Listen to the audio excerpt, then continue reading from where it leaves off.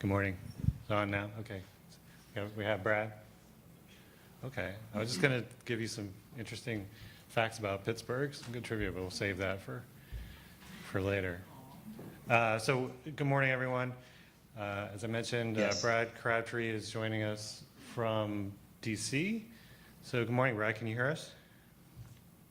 Yes, I can hear you. Can you hear me? Yeah, we can. So welcome.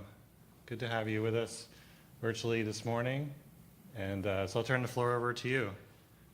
Great. Thank you, everyone. And I'm sorry I can't be there in person. Since I started in this position at the Office of Fossil Energy and Carbon Management, I've been able to join the MLEF Fellows both years at your launch in the beginning of the summer, and then when you all get together at the end of the summer back in Washington. This time, unfortunately, I was traveling overseas last week on an official visit to Malaysia and Indonesia, and I started to get sick towards the end of the trip, and the travel back was 30 hours long and made my flu even worse. So I've been here at home in Washington trying to feel better. So I'm sorry I can't be there, but at least I'm able to join you online. First of all, just want to start by thanking all of you for your hard work over the last 10 weeks since we last met. And want to thank your mentors, site advisors, research advisors, and others who have provided you guidance and support through your fellowships. I think all of you understand how important a role they play in supporting you and giving you the best experience possible. And so just want to express my thanks to any of them who might be with you today for their contributions as well.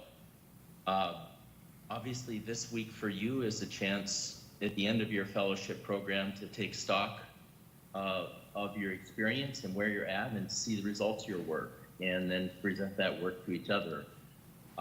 In past years, I had the chance to take in some of your presentations, and I'm sorry I can't do that this year. That was something I look forward to. This year, you have an extra opportunity in your final gathering because it's occurring at the same time and place as our annual FECM Carbon Management Program Review meeting. When we met last summer, I'm sorry, I don't like to speak virtually. It's always harder. So anyway, you have this great opportunity because your final fellowship gathering is at the same time as our annual Carbon Management Program Review meeting. And I think that creates an extra opportunity for not only for an experience, but also to present your work to others. When we met earlier this summer, one of the things I said in my remarks is I emphasized that climate change is the challenge of our time and for your generation. And that I hope that the work that you do at DOE and the work you see being done would inspire you. And I hope as you're in Pittsburgh this week and taking in the Carbon Management Program Review meeting, you'll see even further how we're taking this extraordinary challenge head on at the Department of Energy. The Carbon Management Program Review meeting, or Carbon Management Week as we sometimes call it, really brings together the full sweep of the work that's done by FECM in one place. All the research, development, and demonstration, and our support for clean energy and industrial technology and infrastructure, it all comes together in the agenda of what has become really one of the more important carbon management events in the US, if not the world. It's my understanding that several of you have or will be taking part in the poster sessions at the program review and presenting your work to others and not just your fellow students. As you're doing that, I hope you'll take the opportunity to experience some of the various sessions at the event and take in something that attracts people from all over the world. Also, as you see the full agenda and individual sessions at the program review meeting and the real diversity of opportunities there, I hope you'll see future potential careers reflected in that work, because the continued success of our efforts depends on harnessing the brightest minds, not only those at DOE today and in the labs, but future STEM leaders such as yourselves, if we're to advance these necessary technology pathways to meet our climate goals and achieve energy security for our country. So for most of you, this fellowship is probably the first time working in the federal government, or maybe even in a research lab at all. You've been afforded the opportunity to apply your knowledge and skills and help find solutions that have real-world impacts. You've had the opportunity to work in a rigorous setting with cutting-edge resources, and you've learned from some of the smartest people in the country performing important research that has lasting impacts. And during your time with us, each of you has had the opportunity to contribute directly to our mission through a broad array of research. I'm going to share a few examples of the work that each of you has done that's been shared with me by colleagues. For example, the search for suitable carbon storage sites and monitoring of existing sites is made possible through geophysical subsurface imaging technique. The cost and resolution of these geophysical techniques vary. In an attempt to find a new and efficient method to lower storage site costs and give quality results, Jennifer Garcia turned towards one of the existing infrastructure within the United States, the electric power grid.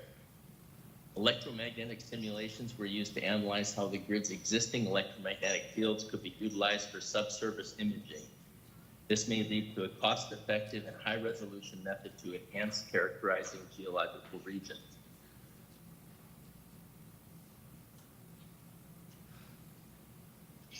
Cassandra Garza's project focuses on developing a comprehensive tool for extracting and analyzing data from documents, particularly scientific research papers. The objective was to detect and process text and images within documents and store the information in a database for future use, simplifying extraction and digitization of tabular data from images. Irvin G. spent the summer studying project finance, and by pairing this knowledge with insight from veterans in the field of energy development, he developed a realistic financial simulation for the process of commissioning and operating facilities crucial to domestic energy security. As the demand for clean energy and industrial technology increased, so does the demand for detection and extraction of rare earth elements, and that demand will continue to grow. Rare earth elements are commonly used for enhancing performance of other metals, and the extraction and separation of these elements have become ever more important. Tesneem Mohammed worked with a portable luminescence-based fiber optic spectrometer, which can detect parts per billion concentrations of rare earth elements in different liquid solutions or sensitizers. And I should note that Tesneem's mentor is Scott Crawford from NGL, who is an MLEF alum of the class of 2007.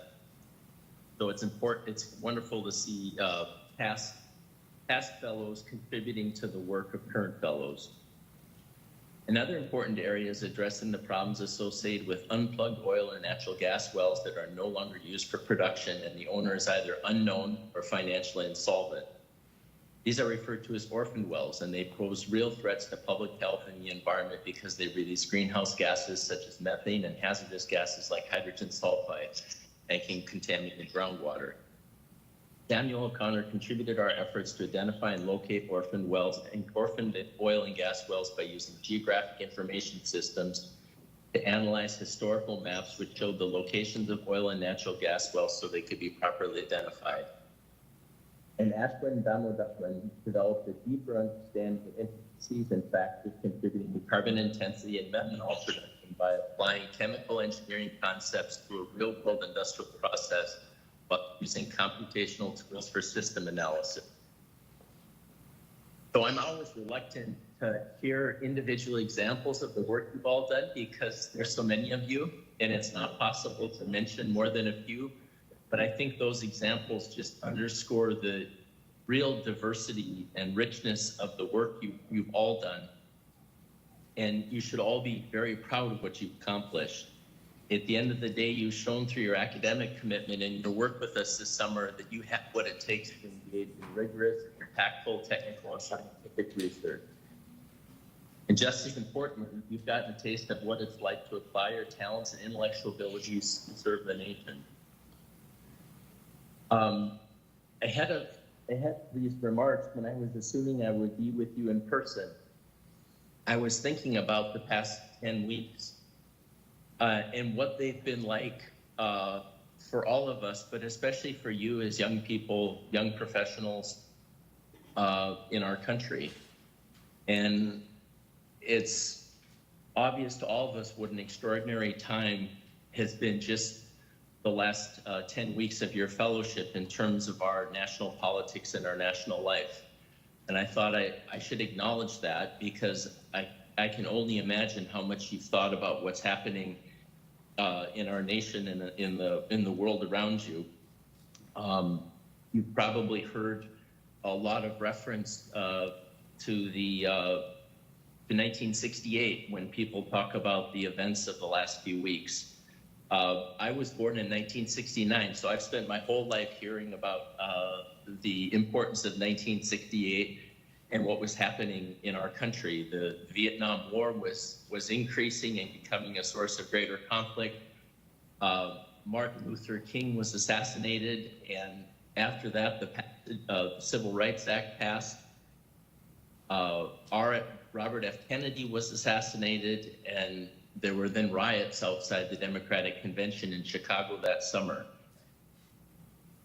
I suspect that for people at the time, those events probably felt even more significant and alarming than what we've experienced here in the United States. We had the presidential debate and its aftermath, the attempt on former President Trump's life, and now President Biden withdrawing from the presidential campaign and Vice President Harris becoming the candidate. Even if those things aren't as dramatic as 1968, I suspect that they will be talked about for decades to come.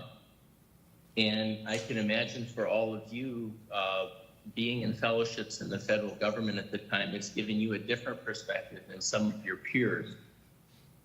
I've had many conversations with my daughter in recent weeks. She's 24 years old, so about the same age as all of you, talking about our country and its future and democracy. So I can appreciate that this is a time of perhaps anxiety and concern for you, but I hope you'll also take another lesson from what's going on in the world around us today. One, in your experience with the career professionals here at the Department of Energy in our labs. What I've noticed among my colleagues as all this is happening in the world around us is that day in and day out, the career professionals of this department come to work, they do their job, they serve the country, and they continue this important work on energy and climate. And I hope you take some hope and confidence in that. I'm also inspired by how the resilience of our fellow Americans and the resilience of our democracy. And so I hope you'll keep it faith, that you'll stay engaged in public service in our public life, and that hopefully that public service will involve a career as a STEM professional in the Department of Energy, maybe even in the Office of Fossil Energy and Carbon Management. But even if it doesn't, I hope you'll take this experience and use it to have an impact for better in the world, and draw on the talents and experiences that you've all been so fortunate to have through this fellowship and other things.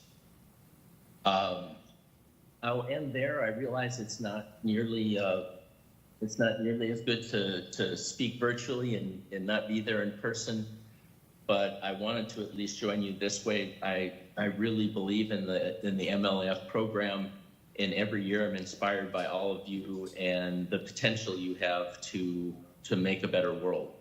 So thanks for everything you've done. Best of luck to all of you, and I'll turn it back over to Alan and to Sandra.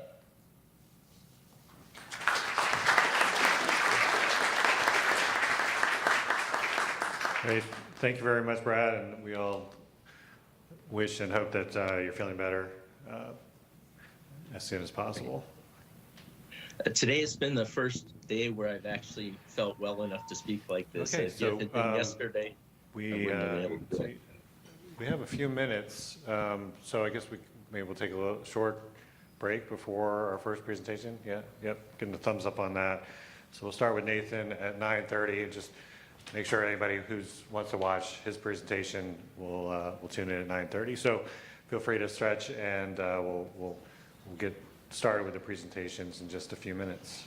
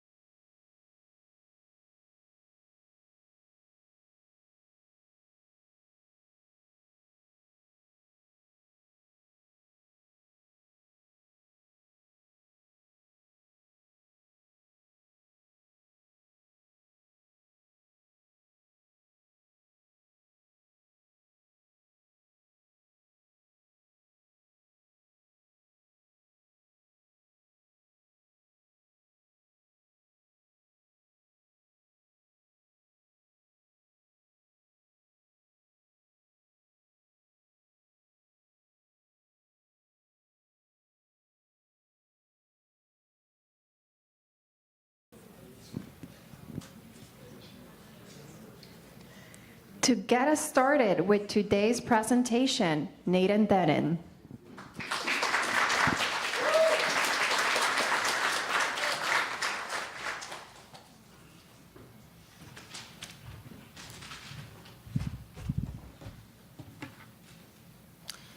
Good morning, everyone. My name is Nathan Denning. I was at NETL Pittsburgh this summer under the mentorship of Dr. Fan Shi, and today I'll be talking about molten salt extraction of rare earth elements from unconventional feedstocks. So a little bit about myself first. I'm a rising junior at Michigan State University studying civil engineering. Over the past 2 years, I've worked in concrete materials research with Dr. Bill Jen, who's here today. And after this summer, I plan to complete my degree and eventually my master's at MSU and start a career in sustainable infrastructure development. And a little fun fact about myself is I've lived in 5 different states, including Alaska. To start with this presentation, I'd like to give a quick overview of what rare earth elements are and why they're so important. Rare earth elements, or REEs, are made up of the 15 lanthanides on the periodic table, as well as the transition metals scandium and yttrium. These elements are grouped together because of their chemical similarities, as well as a variety of unique optical and magnetic properties. These properties make REEs irreplaceable in many technological parts, such as catalysts, magnets, and batteries, to name a few. These parts are essential to the production of many tech applications, such as personal electronics, medical imaging like X-rays or MRIs, green technology such as renewable energy and EVs, and even our national defense with military technologies as well. However, one problem with this is the demand for REEs is growing with increasing populations and a shift towards green technology. The problem with this is we are over 95% reliant on imports for rare earth elements, with the majority of this coming from China. A solution to this that the DOE aims for is to extract rare earth elements from unconventional resources or materials with low rare earth concentrations. Some examples of unconventional resources include coal, clay, and mine tailings. Now, coal has already been studied in multiple reports to Congress, so this project this summer that I focused on was for clay and mine tailings, specifically an aluminum mine tailing called bauxite residue. Clay alone can produce over half the need for rare earth elements in the United States, as the Kaolin Clay District alone in Georgia produces 8 million tons annually of kaolin. And with high parts per million or concentration of rare earth elements, it has high potential to support the rare earth supply in the United States. Now, bauxite residue is a waste product from aluminum production, as you may know, as we've discussed in previous presentations. It also poses environmental concerns with waste storage, as it has high alkalinity and can leave storage areas unvegetated. Now, the US, we don't produce as much bauxite residue waste. However, we do consume approximately 2 million tons of bauxite yearly. And also with high rare earth concentrations, this has great potential as well to support independence of rare earth demand in the United States.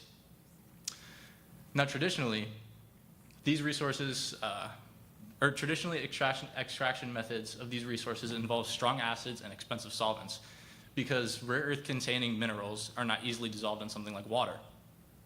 With these acids and solvents, there comes high costs of waste management, and if there's not effective waste management, we can have problems such as acid mine drainage.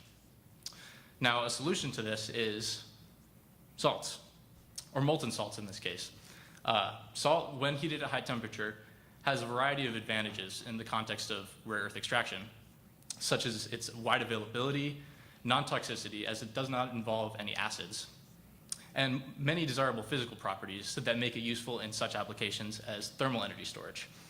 These include high thermal stability, low vapor pressure, high thermal and electric conductivity. But one important characteristic of molten salts is its solubility in water. In the case of rare earth extraction, molten salts act as an ionic liquid solvent, meaning when it's liquefied at a high temperature, it acts as a pool of highly polarized cations and anions from the salt that overcome the bonds of the rare earth or critical mineral containing material. The rare earths then bond with water-soluble anions from the salt, such as the chloride or a nitrate. And then that can simply be extracted with a DI water leachate. This technology was proven successful in NETL's coal to graphene patent in 2020, where it earned an R&D 100 award. Along with valuable graphene-like products, it extracted over 75% of rare earths from the coal. So in this project this summer, I aim to explore the feasibility of rare earth extraction from clay and bauxite residue using the same molten salt technology. I also wanted to explore different operation parameters, such as calcination conditions and different salts, to assess the environmental and economic feasibility of the technology. In my experiments, I used a kaolin clay sample from Georgia, a neutralized bauxite residue, potassium chloride, and potassium nitrate, along with a DI water leachate. The equipment that I used was very simple, with a large box furnace and a simple vacuum filtration setup to collect samples. So for the calcium chloride or potassium chloride samples, I treated it at 850 degrees for 2 hours, and potassium nitrate was 400 degrees for 2 hours. I used a 2-to-1 salt to material ratio for this, as it was used in the coal to graphene patent, as I mentioned previously. And after this, I extracted with a simple DI water leachate. And to characterize the changes in the material, I used XRD, ICP, SEM, EDS, and XPS, but in this presentation I'll be focusing on the XRD and ICP results. Now visually, we did not really see much change in the potassium chloride or potassium nitrate samples, as it retains similar color. We still see the red color from the bauxite residue. However, with the potassium chloride sample, we see almost a shiny black in the bauxite residue treated sample. To kind of gain an insight why this happened, we look at XRD. We see a major loss of hematite in the raw bauxite residue samples seen in blue, and a large gain in magnetite. This makes sense because magnetite is typically dark or black in mineral color. Now looking at the XRD results in clay, we see a major loss in kaolinite and a gain of amorphous content, which means a potential gain of metakaolin, which is important in the application of construction materials. Now, looking at both of these XRD results, we don't really see a lot of minerals, to our knowledge, that contain a lot of rare earth elements, so that's why we turned to ICP. Now, looking at this, these bar graphs show the rare earth element concentrations of the raw clay and bauxite residue samples. We see there's a relatively high amount of rare earth elements in both of these samples, with nearly 300 parts per million in clay and 430 parts per million in bauxite residue. So there's definitely great potential for both of these resources in rare earth element extraction. However, when we look at the leachate samples, we see a very low concentration of rare earth elements extracted from these samples. As we see in the y-axis, it's in parts per billion, and it's less than 2.5. Even though these results weren't very exciting, we did see nearly selective extraction of gallium from the bauxite residue samples. Though this is very high potential and very promising results of this extraction technology, we do need to increase the concentration of the extraction of the other rare earth elements that we saw previously for this to be economically feasible. So potential improvements that can be made are changes to the calcination conditions, such as different salts. We can increase the time of the calcination, increase the salt to material ratio, or pre-treat the sample using grinding to increase the reaction and overall extraction of the technology. So to recap, both clay and bauxite residue were treated with 2 different salts, potassium chloride and potassium nitrate, to test the extraction efficiency of the molten salt technology. There was not very much rare earth extraction from this current condition. However, there was promising selective extraction of gallium from the bauxite residue samples. Improvements and optimization is needed to increase the extraction efficiency in order to move forward with scaling up and the economic feasibility of the technology overall. However, there is definitely high potential, and it's something we can continue with moving forward. So future work can include the process optimization, as I mentioned previously, as well as scaling up with more material, and more studies can be conducted to explore the recyclability of molten salts as a zero-waste technology. I'd like to thank the MLEF team and ORISE for their support. None of this would be possible without them. I'd like to thank my mentor, Dr. Fan Shi, my tech advisor, Chris Wilfong, and all of these people from NETL. I'd also like to thank my fellow interns at Pittsburgh. They made this experience even better. Yeah, thank you very much.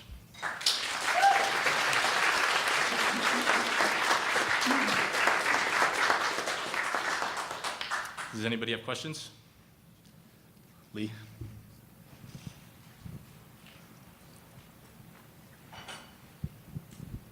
Hi. I was hoping you could talk a little bit about what scaling up would look like and why you think that that would be a good next step. So scaling up, there's definitely more research that needs to be done at the lab scale because as we saw, there wasn't great efficiency of extraction. But once we do achieve that and we figure out what the best optimization for energy consumption and energy cost and the cost of the salts, because some salts are more expensive than others, because you could get like table salt from Costco, and that could hypothetically work with this technology. So scaling up would include a potential pilot scale facility, and that could like recycle the salts. It's used a lot in thermal energy storage. There are big molten salt tanks. So maybe something like that, but that is pretty far down the line with research and development of this technology for sure.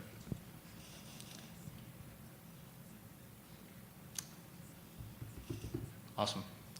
Thank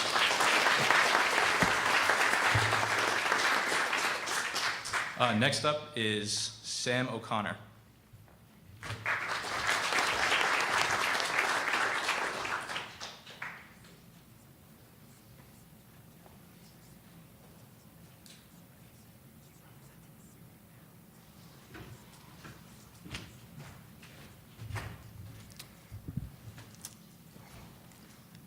Hey everybody, my name's Sam O'Connor. My mentor was Jaysri Iyer. I was working at Lawrence Livermore National Lab. My project was finding unknown oil and gas wells using historical documents. So just a little bit about myself. I attend the University of Central Arkansas.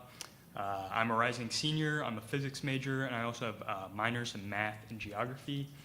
My goals after this project are to graduate and then to go to grad school for physics. And a fun fact about myself is that I love to watch movies. So some of the goals of this project, we wanted to identify orphaned wells using geographic information systems, and we wanted to analyze old maps, specifically old United States Geological Survey maps from the 1930s and 40s. And this was all in support of the consortium Advancing Technology for the Assessment of Lost Oil and Gas Wells, which is like an ongoing larger DOE project. Yeah, so you might be wondering what are orphaned wells? And these are unplugged oil or natural gas wells that have no owner and they're no longer in use. And right now there are 120,000 or around 120,000 known orphaned wells. But it's estimated that there are between 300 and 800,000 unknown orphan wells. So it's like a pretty daunting number. It'll take a lot of work to find all of them, or near all of them. And there's a heavy concentration of them in Oklahoma. And these are an issue because they release different polluting substances like hydrogen sulfide, methane, leftover crude oil, and these can pollute the air, soil, groundwater. They disrupt agriculture. They generally negatively impact the quality of life for people and wildlife that's living near these orphan wells. And methane is also a greenhouse gas, so they contribute to climate change. And they're also really difficult to find. You know, you can tell from that image that much of the time they sort of are just like little pipes that are like sticking up just like slightly out of the ground. So like for ground survey teams, it can be difficult for them to go out and find these orphan wells. Many of them are decades old, so they can be covered by like foliage or like sediments that just build up over time. And they're also spread out over large areas. And there's a heavy concentration of them in Osage County, Oklahoma, specifically because there was an oil boom in the region in the early 20th century, and there were fewer regulations on oil drilling during this time period. So there were fewer regulations on like people having to plug the wells and people having to keep track of the wells. So there are just generally more orphan wells in this region than maybe some others. And all the work was focused on Osage County. So my work really started with georeferencing the old USGS maps, and you can see that's pretty much what most of them would look like, that image there. Georeferencing is basically relating like the internal coordinate system from like a digitized physical map or a satellite image and relating it to a ground coordinate system so that it can be better like manipulated and analyzed in a GIS software. And so for georeferencing, we used ArcGIS Pro and Python. And so after the georeferencing, there were 10 maps that we georeferenced. Then we had to label them, and we had to label each individual well on on each of these maps. And we did that using an application called Label Me. And you can see between these two images, it's the same section of the same map, and it's like each like well has like a dot representing the label. After that, we were able to sort of take the coordinate information of each well, and then we could like extract that and put it into an ArcGIS Pro project. And we wanted to compare this to regulatory data on orphan wells. So the Bureau of Indian Affairs maintains like a database of all the known wells for Osage County, Oklahoma. And it's worth noting that this includes like not just the known orphan wells in the region, but like all active wells and all plugged wells. But so yeah, so we could then like have an ArcGIS Pro project that has all of the data from the old maps and the data from this BIA database. And then we were able to compare the distance from the old wells to all of the wells in the BIA database, and if they were above a certain distance away from the wells in the BIA database, then we could say that it's a potentially unidentified well. Yeah, so here it's just like an image. It's honestly kind of hard to tell in most of the maps just from looking at them if they're unidentified, and you really have to use some of the tools within ArcGIS Pro just to actually measure the distance specifically. In the picture on the left there, you can see like that well in the center is like the blue dot, and it's potentially unidentified. And the majority of the wells in the older USGS maps were already in the BIA database, which is kind of to be expected just because there is some upkeep of some of these records, and some of them were probably in other records and sort of put into the BIA database. But there was still a significant number that were potentially unknown. And here's just a section of one of the maps, and this was from northwest Osage County. And you can see all the red dots. Those are from the USGS maps, and those are each potentially undocumented orphan wells. And you can tell because they're all pretty far away from any of the green dots, which are all representing wells from the BIA database. And then for some of our results, we ended up locating 315 potentially orphan wells. I was pretty satisfied with the results. I think it shows that using historical documents, historical maps, is an effective method for identifying these orphaned wells. It's ultimately they will have to be confirmed by a ground team that will have to go out and like actually like look for them and make sure that these wells are where they are. But it's sort of a step in the right direction since it was analyzing a pretty large area, over 1,700 square kilometers, and it's much more efficient than if you just tell a ground team, okay, like go to Osage County and look for these wells, since that's such a large area.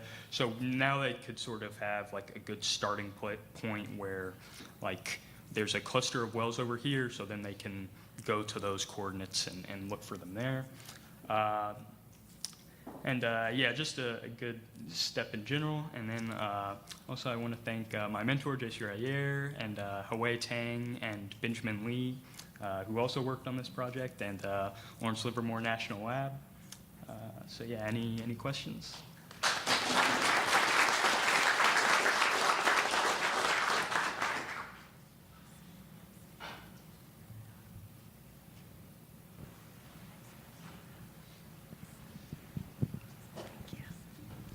Hi. So for your next steps, would you be able to do, like, apply your software on a larger scale? Or would it be more the county by county?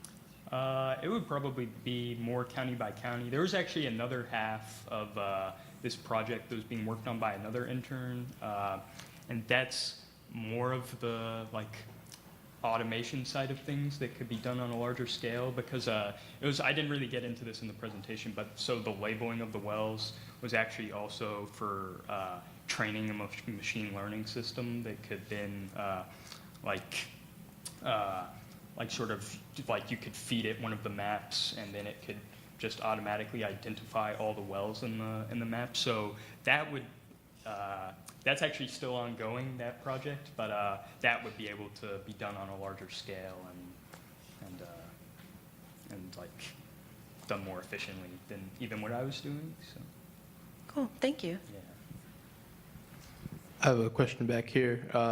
Given the subject matter of your project, and you mentioned being a movie buff in the beginning, have you seen Killers of the Flower Moon? Yeah, I did. It's honestly, it's a little eerie, like having seen the movie and doing this work, just since it's a kind of a intense movie. Mhm. Yeah. That's all. I just would have recommended if you hadn't, because it's about the Osage oil boom, but thank you.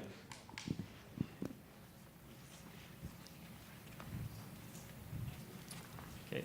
Thank you. Could you go to slide 9?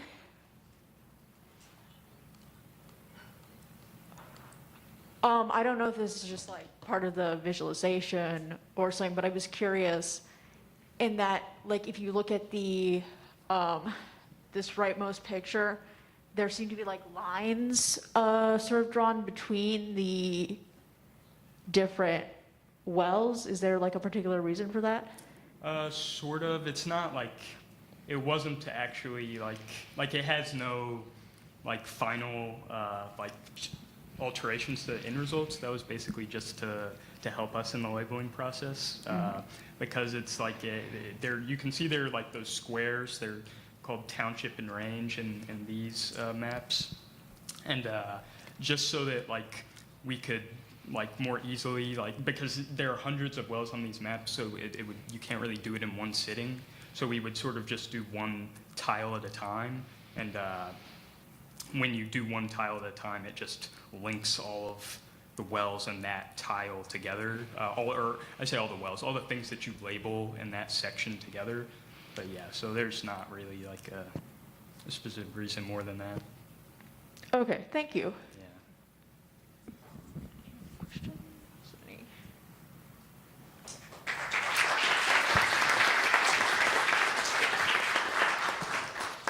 And next up is Jaime Notarangelo.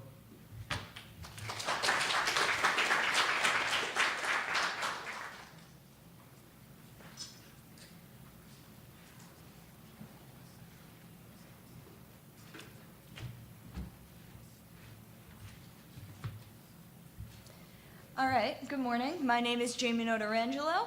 I worked remotely with NETL Pittsburgh under the mentorship of my mentor, Shri Ramachara, and my project centers around perovskite oxide semiconductor materials for photocatalytic CO2 reduction. All right, so I'll start with a little bit about me.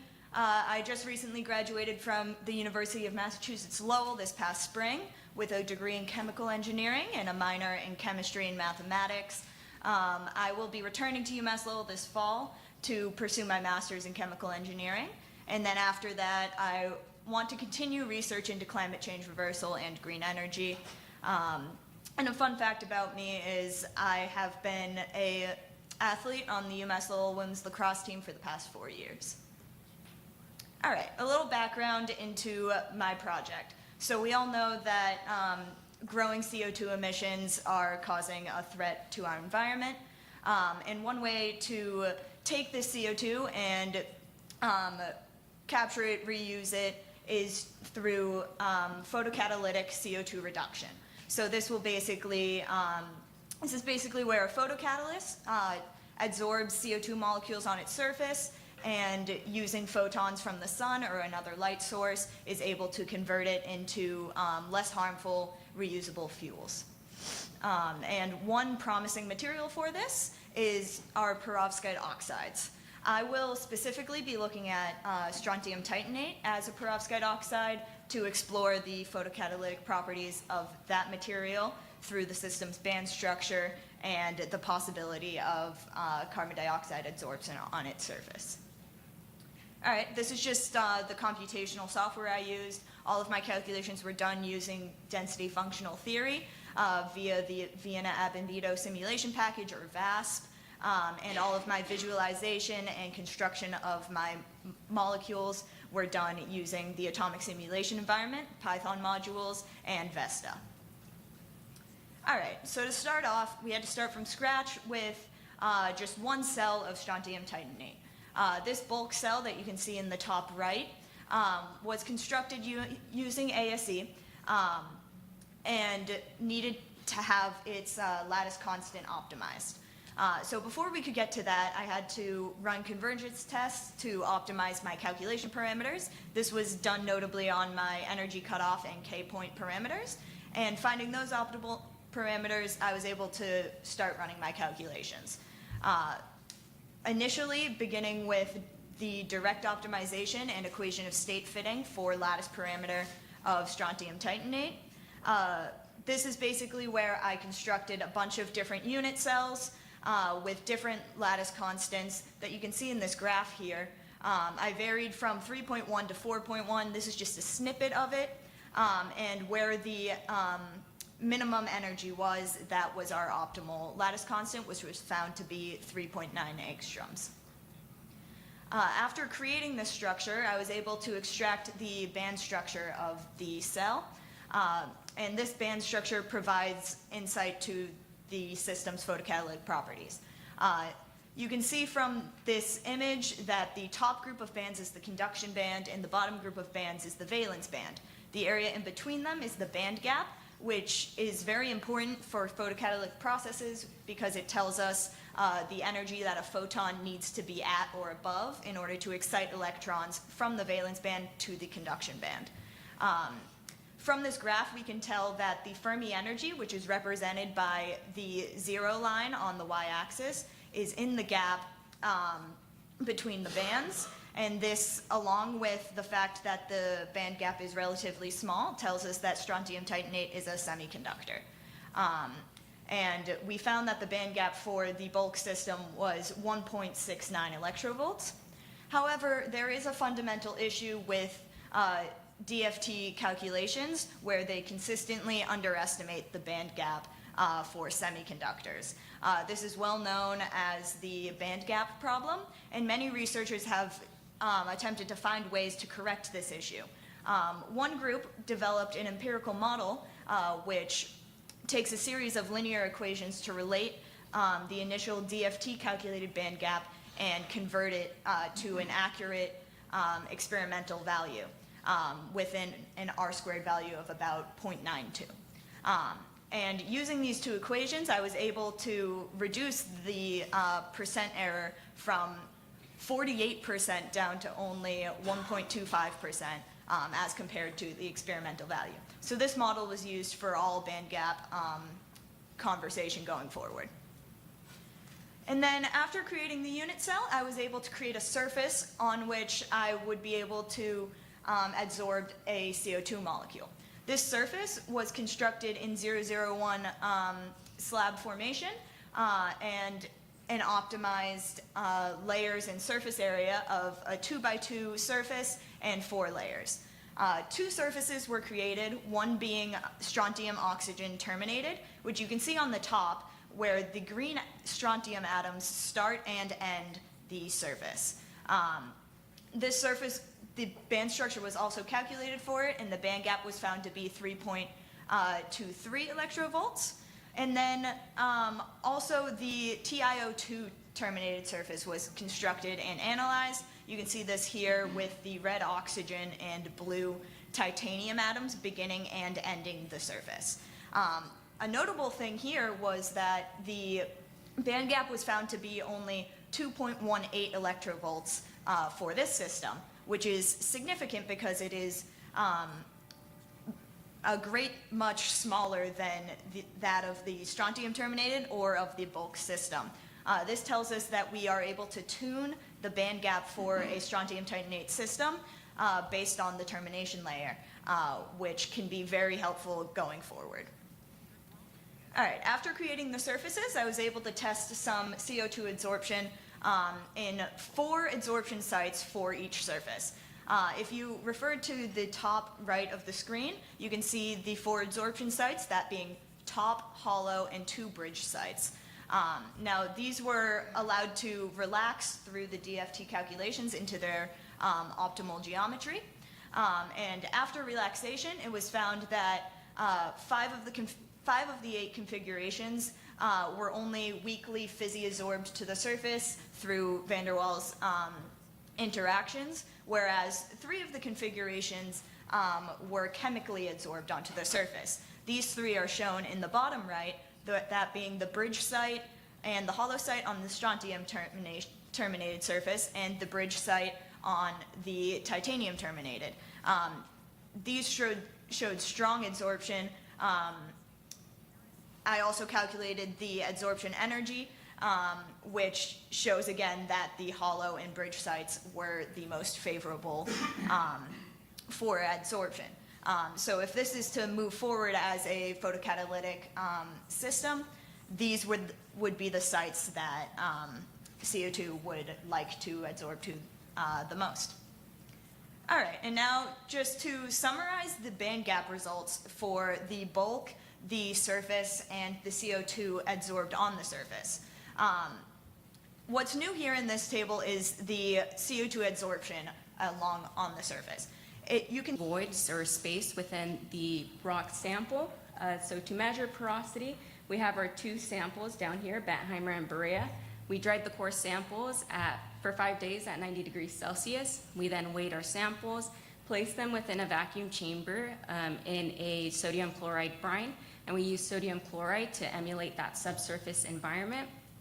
Once it's fully saturated overnight, we then weigh our samples again and calculate our porosity, which is the pore volume divided by the bulk volume times 100. So you can see our values down there in that table. For permeability, this is the ability of a liquid or a gas to flow through the porous media. So for this setup, we again dried our core samples for 5 days at 90 degrees Celsius. We recorded the dimensions and the lengths of each samples, and we secured the samples in that core holder right there. And we confined them with deionized water, and we used a hand pump to increase the pressure to 200 to 250 psi. Once that pressure was reached, we then started the flow of nitrogen gas through the core sample, and we did that until a stable flow was reached, and we recorded any pressure changes and outlet flow rates. And we used a modified version of Darcy's law to then calculate our permeability. And we have our values down there in the table. Another analysis that we did was X-ray diffraction. And so this looks into the chemical properties and the crystalline structures of the samples. So sample preparation, we just crushed up the rock into a very fine powder. We placed the powder onto a silicon plate. And then we have an XRD holder that can see 16 samples at the same time. So we just place them all in there and then place it into the machine, which the analysis takes about 45 minutes. And I wasn't able to get results for this part of the experiment, so we just have literature results for 3 Boreas sandstones, in which one was just a dry sample, one was exposed to carbon dioxide, and one was exposed to potassium chloride. And we do this experiment because hydrogen is a very reactive element, and so before we can actually store hydrogen beneath the surface, we need to understand what geochemical reactions might occur if we do that. So what we found was that our porosity and permeability experiments were consistent with literature.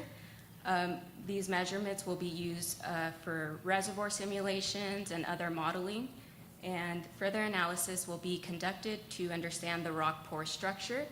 And the purpose in understanding the rock pore structure is to better understand the technical feasibility of the underground hydrogen storage projects. And a little bit about my summer. I spent it in Washington and visited a couple places in Oregon. And I presented a poster at the lab and had a really fun time there. Also would like to thank Ivan Aldana, Leon Hubbard, Li Rong Zong, and my mentor, Sewon Bayek. And thank you to the MLE program, ORISE, FECM, and PNNL for their mentorship and funding. Thank you.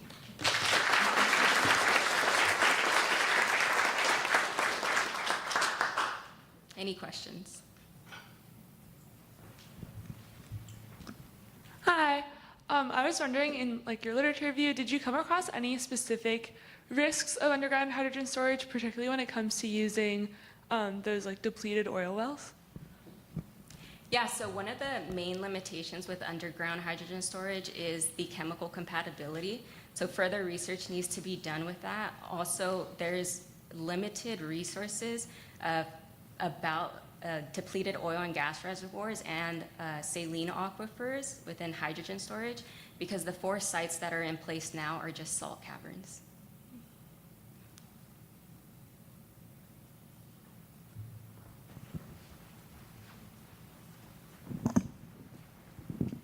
Hello. So for the samples that you were looking for, were you able to kind of determine which one would be the best to combat like hydrogen leakage into the rocks?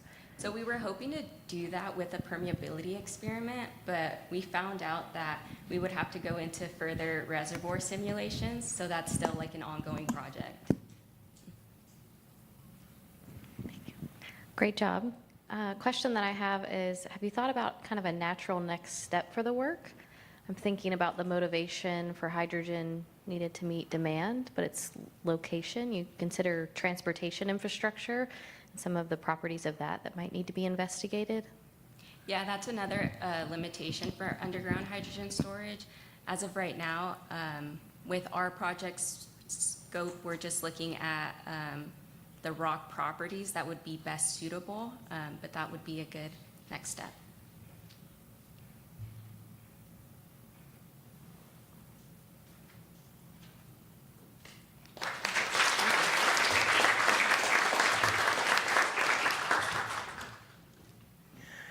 We are going to take a break until 10:45. However, we will have a MLEF trivia starting at 10:35. So if you would like to participate, please be back by then.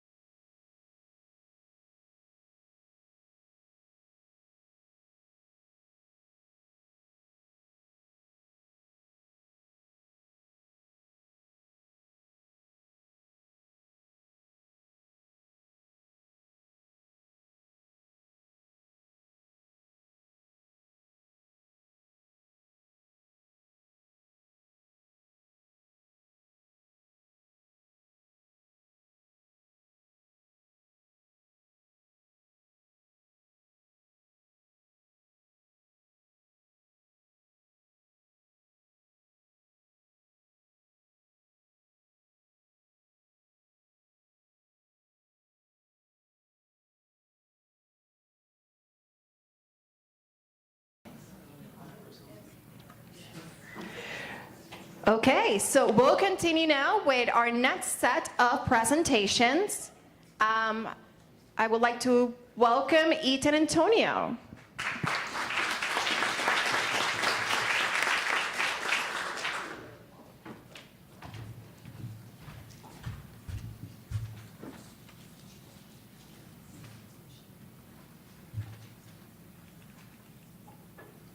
All right, good morning, everyone.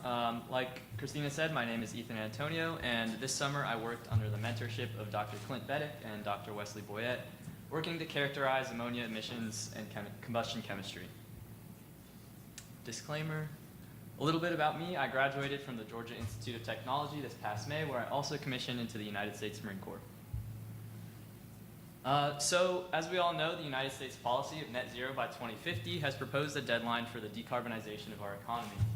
The highlighted economic sectors are responsible for over 50% of our CO2 emissions, most of which come from combustion systems. One way that we've identified to combat this problem is by using carbon-free alternative fuels, such as ammonia and hydrogen. Hydrogen technology is currently in a much more mature stage, and you may have heard of it before. But the main drawbacks are its storage and transport properties, which require cryogenic temperatures or high pressures. Ammonia, on the other hand, it can be stored at normal temperatures and pressures, and there's existing infrastructure due to its widespread use in the agricultural and refrigeration industries. However, to create ammonia, you still need hydrogen, so that transition has to be made worth it. So ammonia combustion is constrained by two technical issues, which is low flammability as well as complex nitrogen chemistry, which makes it hard to make models for predicting its emissions. The two main emissions that we're concerned with are NOx and unburnt ammonia. Typically, combustors today run at a lean condition, which means that there's less fuel than there is air to minimize the production of NOx, which is a potent pollutant leading to acid rain and smog. That can't be done with ammonia combustion. As you can see in this plot, when you run ammonia combustors lean, there's a high production of NOx, but when you run them rich, there's a high production of unburnt ammonia, which also spoils your thermodynamic efficiency. This has required the creation of creative combustion strategies, the main working one being a rich lean staged combustor, where in the rich phase, excess unburnt ammonia is produced, which then thermally decomposes along the combustor into hydrogen, and the lean phase acts as basically a lean hydrogen combustor. However, models for these types of combustors need more validation data, which is what we serve to kind of provide in this project, and especially for the rich case of ammonia combustion. So the basis of our experiment was absorption spectroscopy, where light is passed through an absorbing medium, and it's absorbed at different wavelengths. This information is called an absorption spectra, and it can be used to identify parameters such as species concentrations, temperatures, and others. So we used a type of spectroscopy called FTIR spectroscopy to get our absorption spectra, after which we used existing databases of spectral data called HiTemp and HiTran to perform line shape fitting, and this gave us our concentrations and temperatures. After that, we validated the results in Python's Cantera module, which is a combustion simulation module. For our procedure, you can see the FTIR spectrometer. We used a method to route the beam externally through a series of mirrors and aligned the beam over the center of a flat flame burner. The burner is called a flat flame burner because it produces a flame that is one-dimensional or nearly one-dimensional and uniform radially. We measured the beam height over the burner surface, which was about 20 millimeters, and then we did two fuel mixtures, which are half-half ammonia hydrogen and 70-30 ammonia hydrogen. And we swept through equivalence ratios of 1 to 1.4, which is a measure of how rich or how lean the combustion is, with greater than 1 being rich combustion. We also identified a new region of interest in the 10 micron range, which is 900 to 1200 wave numbers. We did this because you can see in this figure, in the blue, which is reference data for water, and orange, the reference data for ammonia, that there seems to be a high chance of getting good ammonia absorption features with minimal water interference. So for our raw data, we further zoomed in on the 10.4 micron range, which is shown here in about 950 to 960. And we found two potential ammonia features, one at 956 and one at 960. The feature at 956 was likely a combination of ammonia and water absorption, and the feature at 962 we treated as a pure ammonia feature. For the 956 feature, we used a method in post-processing to effectively remove the water from the spectra. So we would perform a fit of water in the region, and we observed that this peak here stuck out above the fit of water, which led us to believe that it was probably an ammonia feature. After that, we would subtract the water fit from the spectra and try to fit with the ammonia data on the remaining feature, and you can see here that it starts to capture some of that feature in some of the peaks here. After that, we had to optimize our line fitting parameters by narrowing the fit limits. So we were able to get mole fractions of ammonia as well as the flame temperature from this method. You can see that on the 956 feature, which is here, that the flame temperature is a little lower than what we might expect from an actual flame, and that's because we found that the water feature that was underneath the ammonia feature was highly temperature sensitive. Another effect that you can see is one of the limits of our spectrometer, which is it has a finite resolution. You can see that the reference data here, the peak is a lot more well resolved, and it's also a lot taller and narrower than the absorption peak that we actually see in the experimental data. This is due to a processing effect called apodization, which effectively takes the waveform, truncates and broadens it. And this is something that we account for in the fit routine, but it is also just a limitation of the FTIR.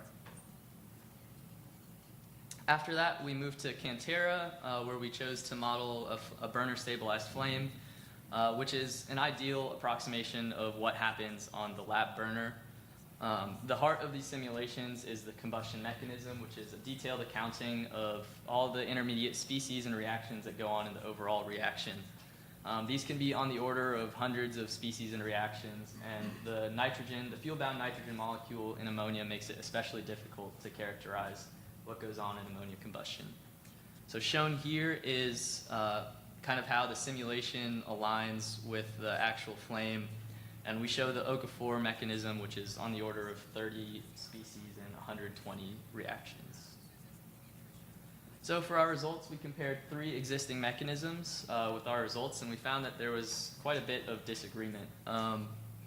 So one of the reasons for this is that the burner flame obviously is not ideal, contains temperature non-uniformities as well as non-uniformities on the burner surface. We also found that there was a high degree of uncertainty in our measurements, which is likely due to a few of these things listed on the screen here. So again, with the FTIR, it offers a broad spectral range where we can look all across pretty much the IR spectra, but with it sacrifices a little bit of signal-to-noise ratio. And ammonia absorption can already be pretty low, so we kind of figure that the absorption of ammonia might actually be below the noise level of the instrument. Line fitting also inherently introduces uncertainty just because of its being a numerical method. And then as well as our method of subtracting water from the spectra or zeroing the spectra from an upward shift. We tried to subtract 2 large numbers to try and get information from a small number, which introduces uncertainty. And then finally, beam distortion is a big problem. We're trying to route an IR beam through a set of mirrors that aren't really big enough to contain the whole beam, which introduces some distortion, as well as refraction through the flame, which can occur and throw off our results. So ultimately, the work served as a proof of concept for ammonia features in the 10 micron range, and it's another sign for more validation data in this research space for high temperature line data for ammonia combustion. Future work includes optimizing the experiment with, we have a long path gas cell, so instead of the absorption path being 6 centimeters through a flame, the absorption path will be 10 meters through the cell, which will increase the amount of absorption that we can see from a spectra. And then also there's some work that will be done with tunable diode laser absorption spectroscopy, which will increase the resolution of individual features. And questions?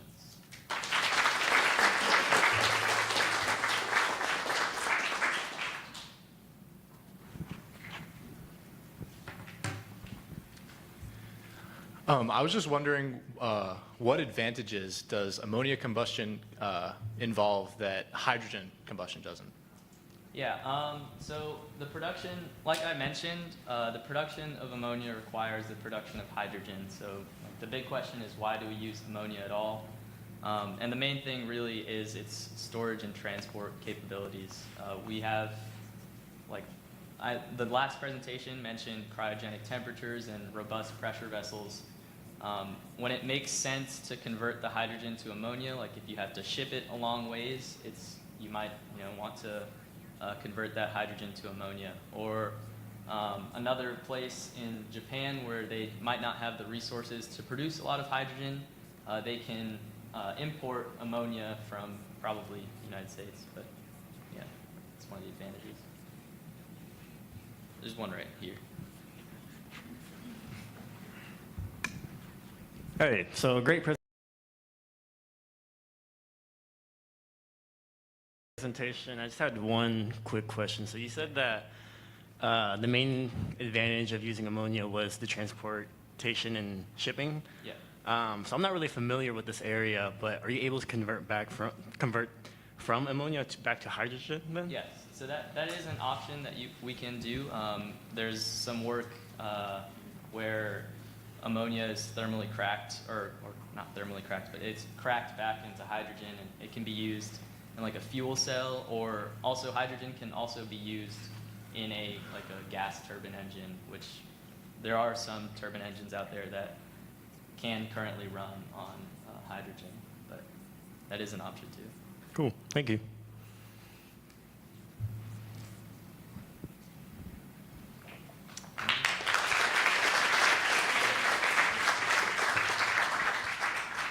And then our next presenter is Anne-Marie Garner.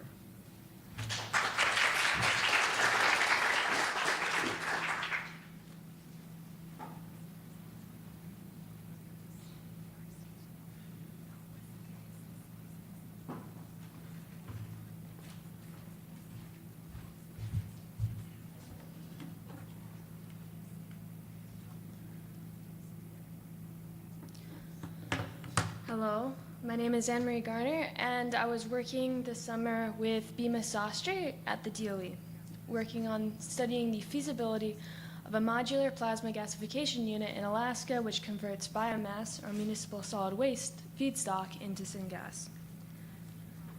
So a little bit about me is I'm currently studying at Brigham Young University. I'll be a senior in the fall, and post-graduation, I intend to continue working in the energy industry.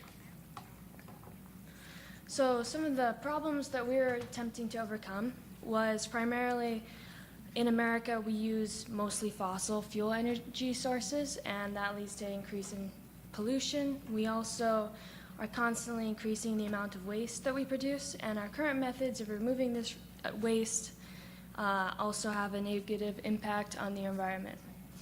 Specifically in Alaska, most of their energy comes from energy generators that run on diesel.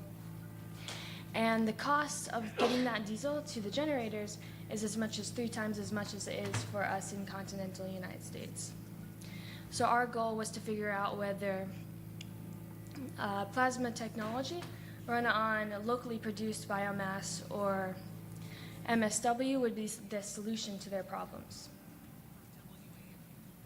So from a technological perspective, we'd be using a plasma gasifier, and the way that works is plasma torches are used to gasify a solid fuel source. This could be MSW or biomass. And then once it's gasified, and begins to cool down, it reforms into a couple different things. The first thing is all the inorganic materials like the metals will reform into a molten slag, whereas the organic materials will reform into some of the simplest gaseous compounds, which we call syngas. And there will also be some other materials such as particulates that are also produced and carried out with the syngas. So our goal is to collect the syngas and then sell it as a substitute for the diesel in energy or heat production. And so we would propose a three-phase process, the first one being to prep the fuel by sorting it, shredding it, drying it, and then it's gasified in the plasma gasifier, and then it would be cleaned, where we remove the particulates, the tars, the sulfurs, the NOxes, so it's ready for use in the industry. So this shows some of the reactions that occur post-gasification. Syngas is composed primarily of CO, CO2, H2, and CH4. And so these are the reforming reactions. And this is the water gas shift reaction, which can be used to control the composition of the syngas using thermodynamic properties. And from a historical perspective, this technology has been developed for a while. So these are some of the more important lessons we've learned from it. Firstly, we learned the importance of properly cleaning out the particulates, because if they're not cleaned out post-gasification, they can be carried downstream and they clog up the mechanical components. We also learned that it was important to properly sort the MSW, because as with all garbage, we don't know what's in it. So unless we properly take out dangerous materials, they can react unexpectedly in the plasma gasifier, which has led to damaged gasifiers in the past. And finally, we've seen that this technology being added successfully into already working energy production units. And so we know this technology could be a substitute for typical fossil fuel energy plants. And so to further understand this, we created a iterative financial model. So this is all of the different variables that we would research and calculate, and then we use them to calculate a couple different financial values. So right here we have the internal rate of return, or IRR. The most important part about this value is that it's positive, and around the 20s, which indicates that we're earning more than we're spending. So this would be something that investors would be interested in investing in.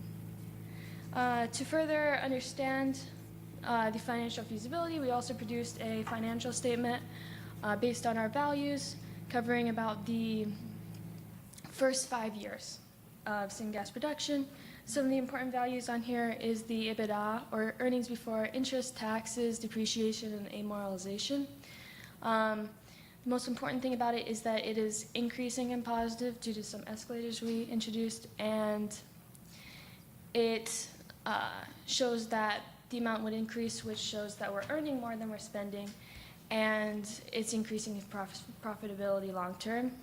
Another important value is the tax expenses. So the taxes are shown to be going up. By the way, the monetary values on here are in the thousands.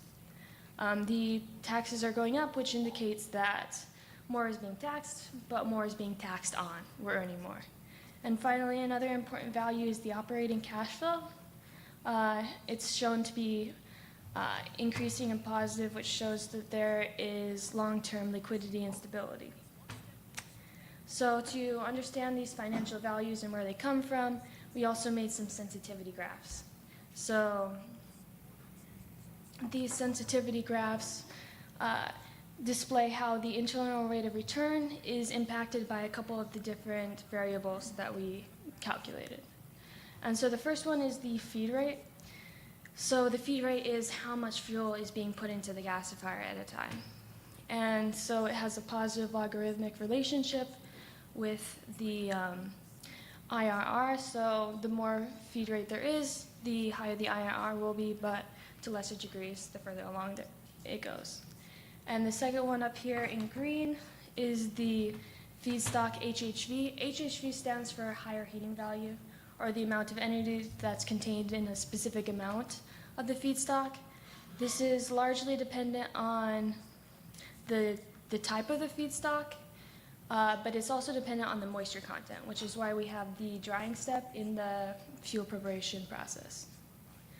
Then we have the capacity factor, what percentage of the time the gasifier would be running. Usually it's in industry in the higher upper 80s to 90s, which is associated with a more positive internal rate of return. And then we also have the CGE, which is the cold gas efficiency, which is a ratio between the HHV of the syngas and the HHV of the feedstock. This is largely dependent on some technological values, such as how the gasifiers run, the flow rate of the gases, and the temperature. Then we have some really important sensitivities, the financial sensitivities. So the first one shown is the capital costs, how much it costs to build this technology. And this is largely affected by how new and how big the technology is. This is relatively established technology, so it shouldn't be terribly expensive, and it's also going to be modular, so very small. And then we have the internal rate of return versus the feedstock delivery price, how much it costs to get fuel into the gasifier. As the cost of it increases, the profitability goes down. And the cost is controlled by availability and type of feed. And finally, we have the year one gas prices, so how much the syngas would go for. And as a comparison, we've added in one of the costs for diesel in a accessible location of Alaska. And so as you can see, it's associated with a relatively high cost in syngas, which would be very profitable. And so, in conclusion, based on our current financial values, this would be financially feasible. However, that all depends on some critical sensitivities, such as the cost of feedstock, the syngas prices, and the capital costs involved. So going further, we'd have to, instead of going off of literature values, go into industries and look at specific capital costs and pick locations, which would largely affect the cost of feedstock. So I would like to thank my mentor, Bima Sastry, Pete Rozelle, and Alquiata Ragland Higdon for all of their support. These are my references. Are there any questions?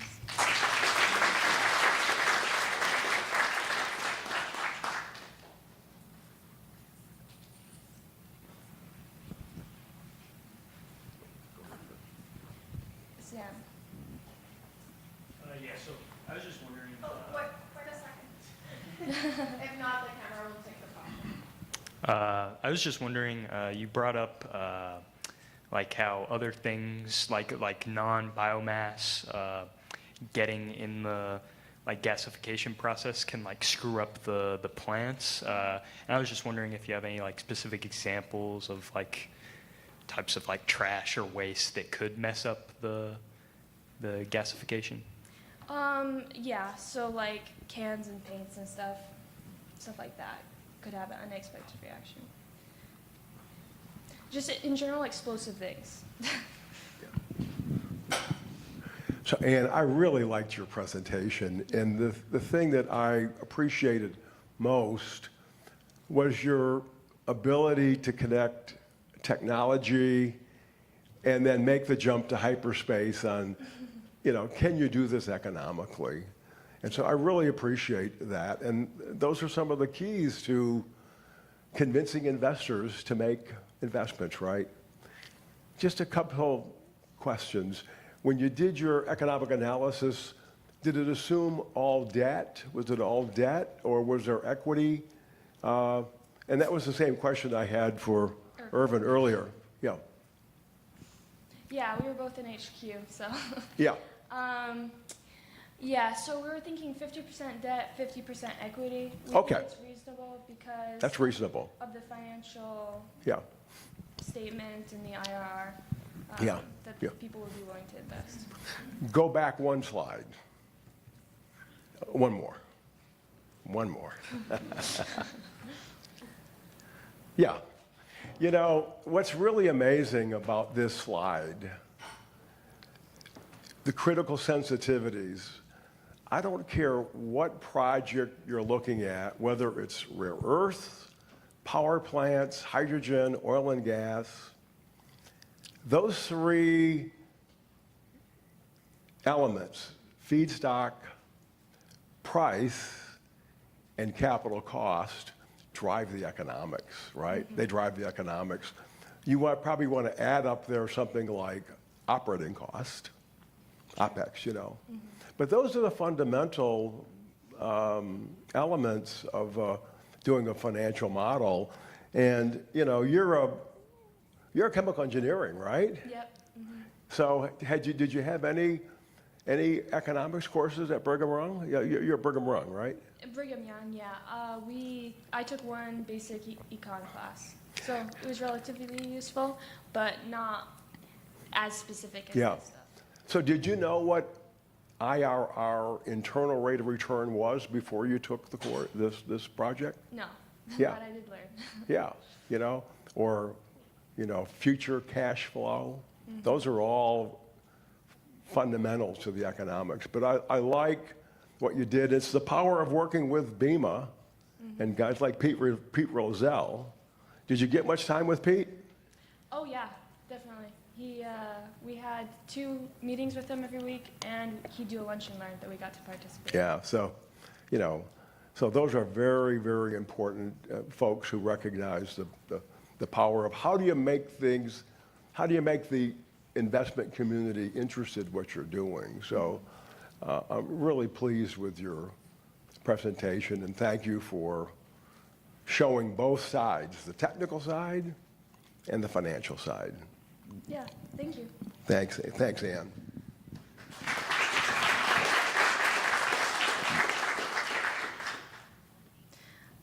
And now we'll hear from Elaine Roper.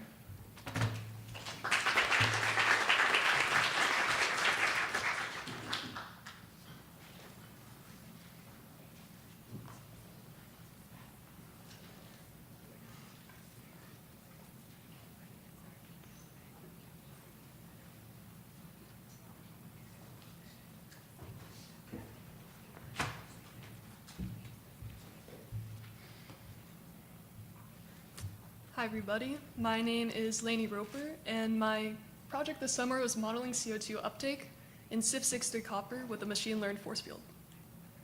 So some background about me is I'm an undergraduate student at Harvard University studying chemistry with a secondary in computer science. In the future, I want to go to grad school for chemistry and sustainability. And a fun fact is that in 7th grade, I memorized over 300 digits of pi for a competition that got canceled. But let's get into it. So many of you are already aware that CO2 is one of the most concerning greenhouse gases, so there's been a big push to reduce CO2 emissions.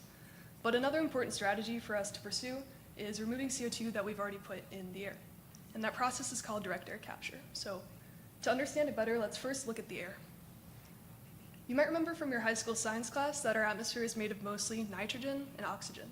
But you might not know that there are only 420 molecules of CO2 for every 1 million molecules in the air.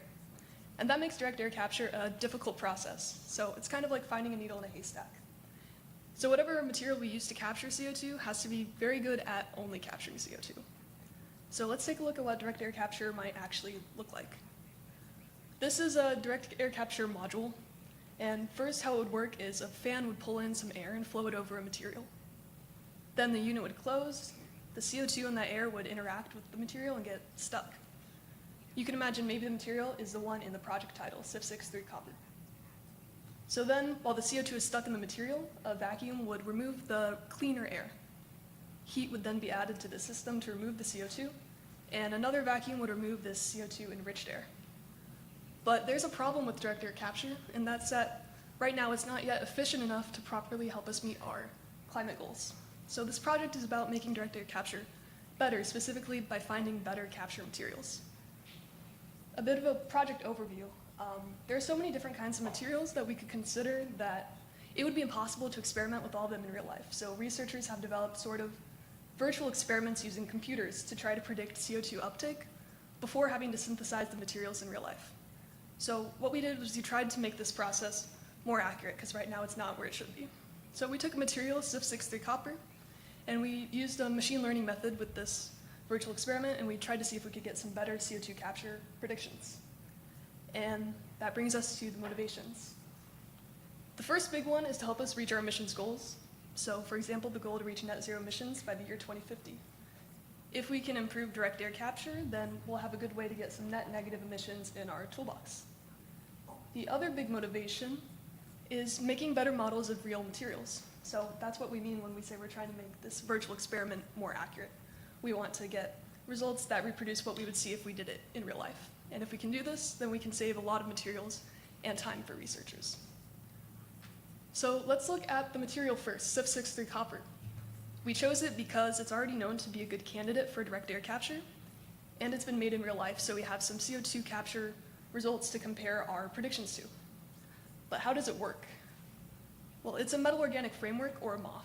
And what you need to know about these is they're basically crystalline structures made of two components, organic linkers and metals. And together they form these kind of building blocks. But what's special about them is the empty spaces that form within them called pores. And these basically serve as surface area where molecules like CO2 can get stuck. The other big feature about MOFs is that they have selectivity. So different combinations of linkers and metals make the materials better at capturing certain molecules. So in theory, we can make a MOF really good at capturing CO2. And MOFs are already used in cleaning water, gas purification, and gas separation. So now that we understand the material, let's look at where current predictive accuracy is. So this is a figure from a 2019 study on CIF63 copper, where they basically tried to simulate CO2 uptake as a function of pressure with a virtual experiment. And their simulation is the dotted blue line, while experimental values is the solid line.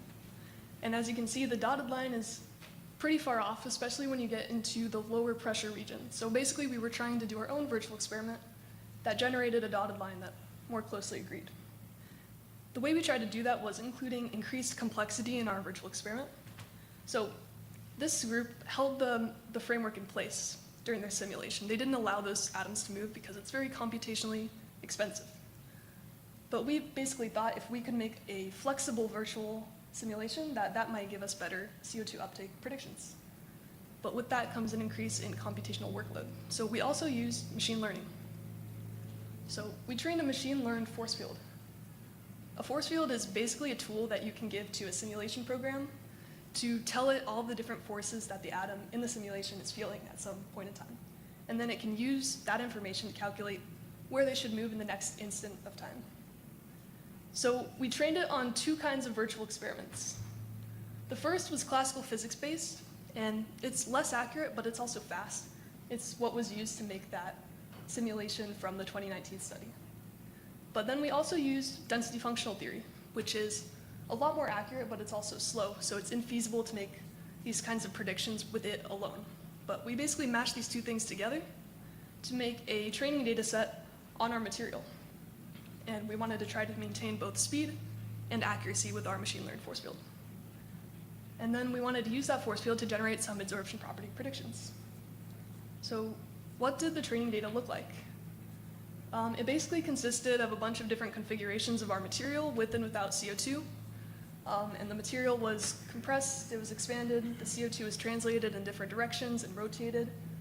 So we wanted to get a wide variety of training data. And we did that by running some molecular dynamic simulations at high temperatures to let the atoms move around. And so the training data was also, each configuration associated with its corresponding energy and all the forces on the atom. So that's what the machine-learned force field learned from. And in the animation on the right, that's from one of these molecular dynamic simulations, and it kind of illustrates the flexibility of the framework. So in a really small amount of time, you can see entire rings of the material rotating. And now moving on to more of the results. So on the left-hand side, you can see a parity plot showing the agreement between the model's predicted energy and the density functional theory energy, or what we're going to kind of treat as the truth.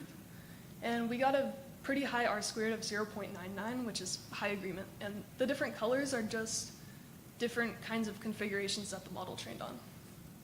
And then on the right-hand side, we have another parity plot showing the agreement between the predicted force and the density functional theory forces. And we also had a very high R squared of 0.97.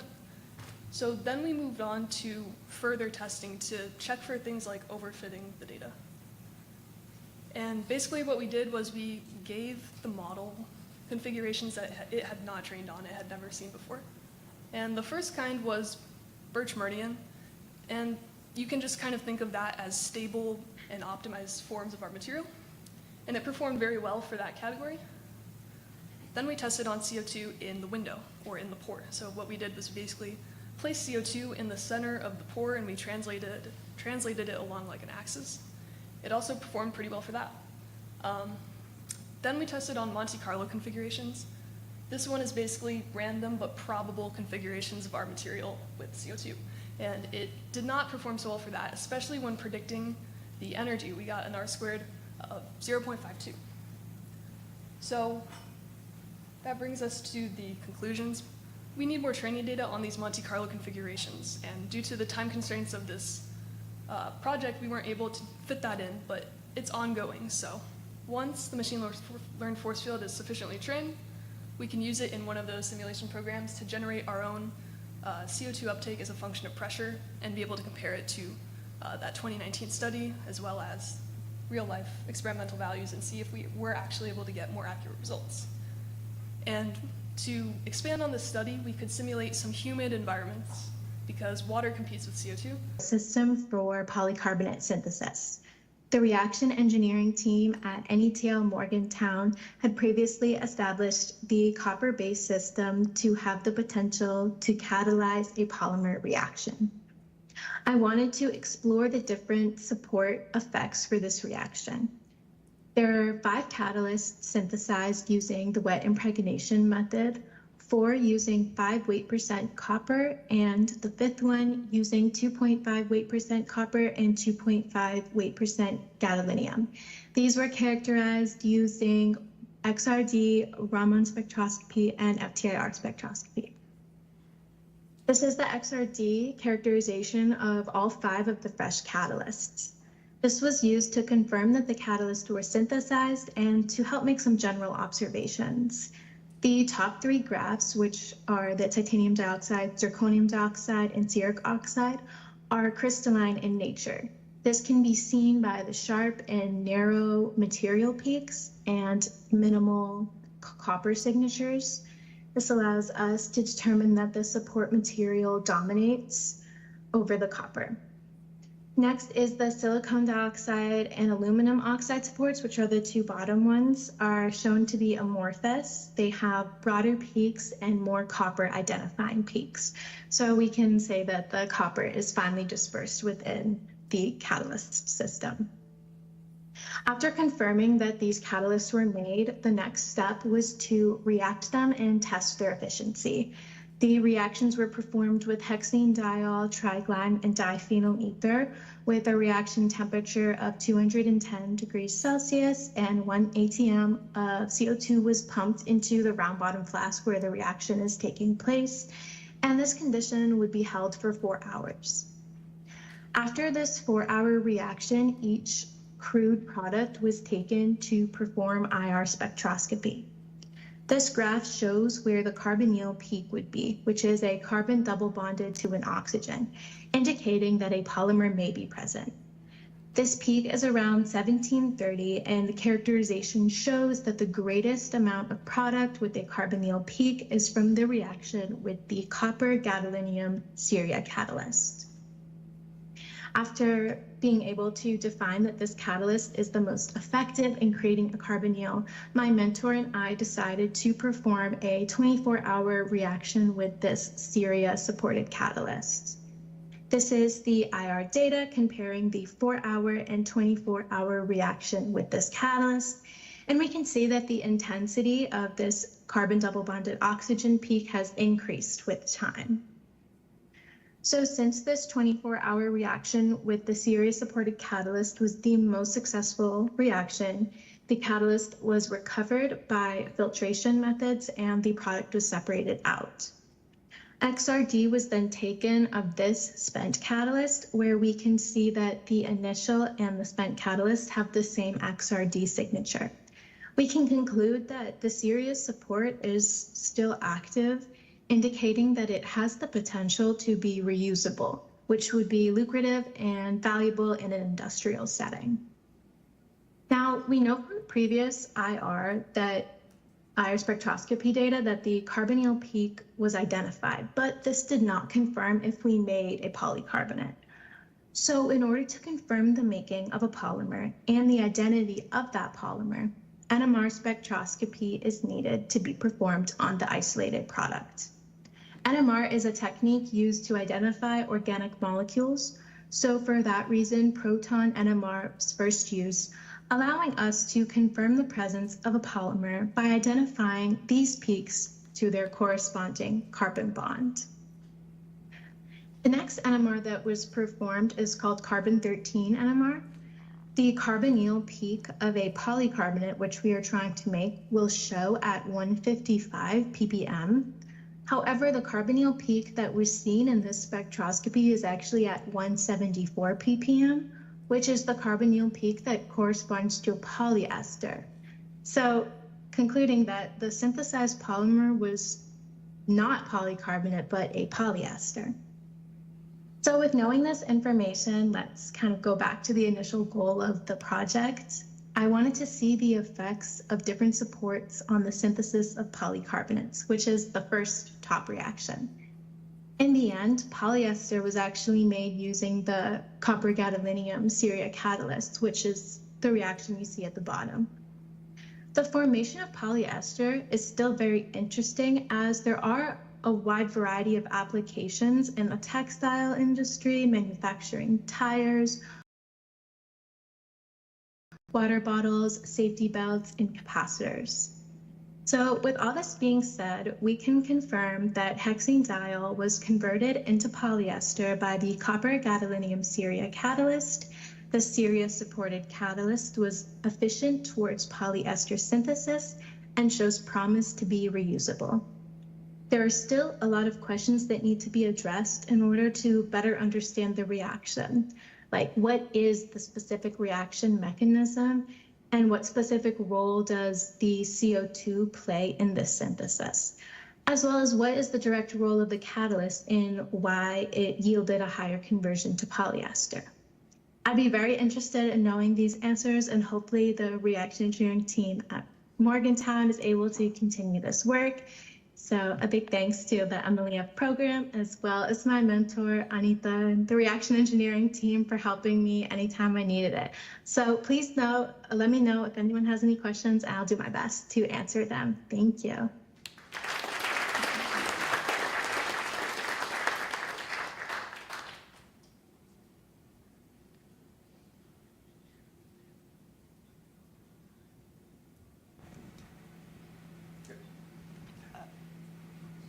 There we go. Gabriella, Reggie Spiller here. So Hello. Thank you for sharing that presentation. There are a number of people in the audience that are very interested in using the aluminum oxide, this is stuff that bauxite comes from, as a potential catalyst. And I noticed it didn't sort of make it to the end. It didn't really make it as one of your, but what are your thoughts about the aluminum oxide as a potential catalyst? You had mentioned that when you did your XRD work, it was a more amorphous than some of the other materials. The fact that it's amorphous, is it a good thing or a bad thing? So here, let me go back to the XRD data. Yeah.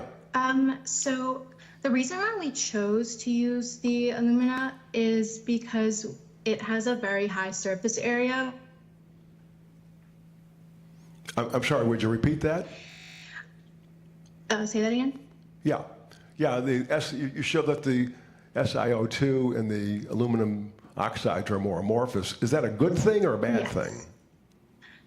So I don't really think it's a good or bad thing. It just means that it can be kind of hard to characterize these using traditional methods like XRD and Raman just based on how the method works. It's a little bit harder to, see those peaks. You can only really see, I think for the alumina, you just get like 3 alumina peaks and the rest are identified as copper. It's not necessarily a bad thing that it is amorphous. It just means it's a little bit harder to characterize.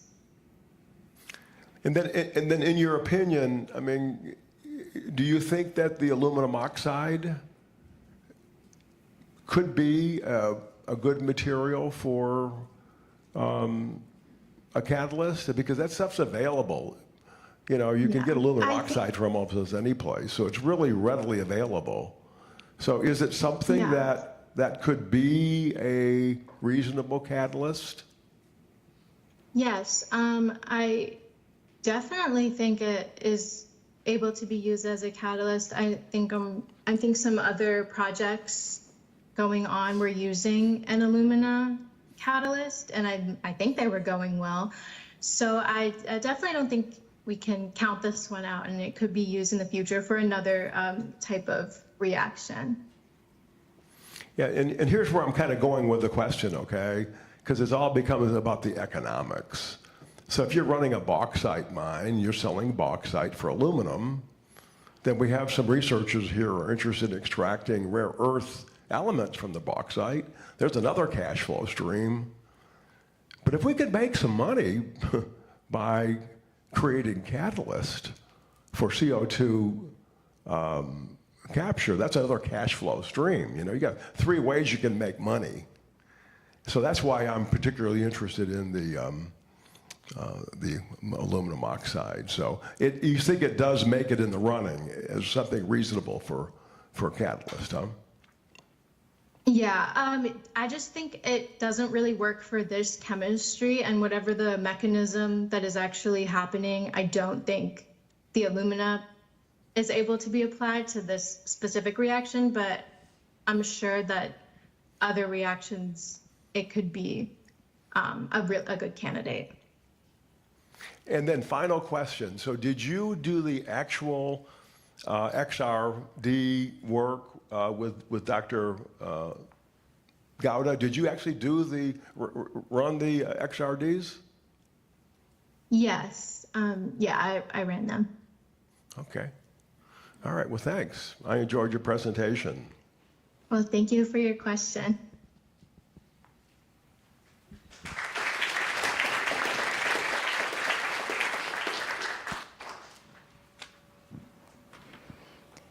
Thank you, Gabriela. Up next, we have Olivia Sword.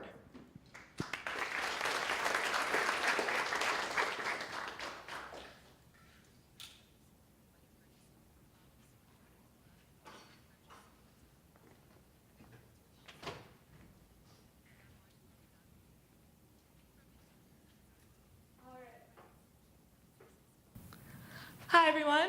My name is Olivia Sword. I worked remotely through NETL in Morgantown this summer under the mentorship of Dr. Amanda Harker-Steele. And my project focused on insurance options for the bulk power system, specifically in Texas and California. So a little bit about me to start. I am a rising junior at UC Berkeley, where I am double majoring in environmental economics and policy and environmental science.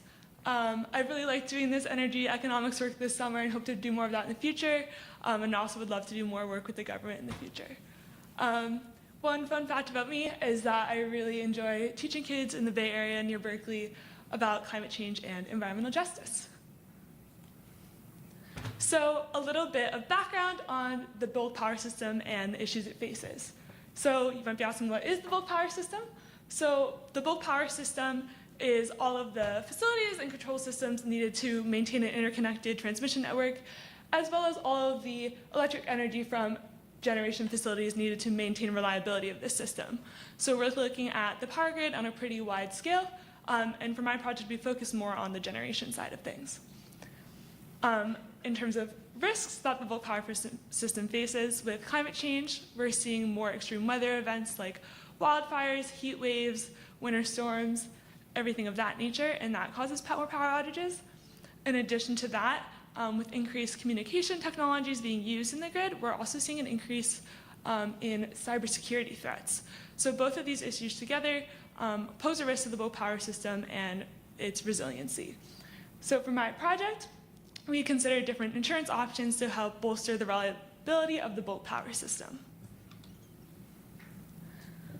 So I had a couple goals for this project. The first was to explore different possible insurance options for the bulk power system to help ensure grid reliability as these events become more frequent.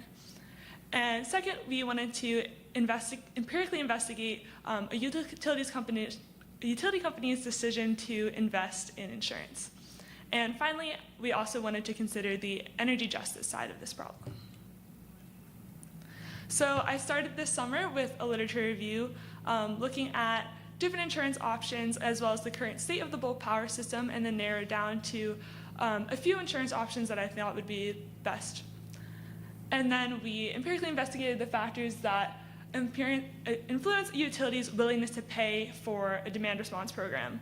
Demand response just refers to programs that work via consumer incentives to help move consumer electricity usage away from peak times and help balance energy supply and demand.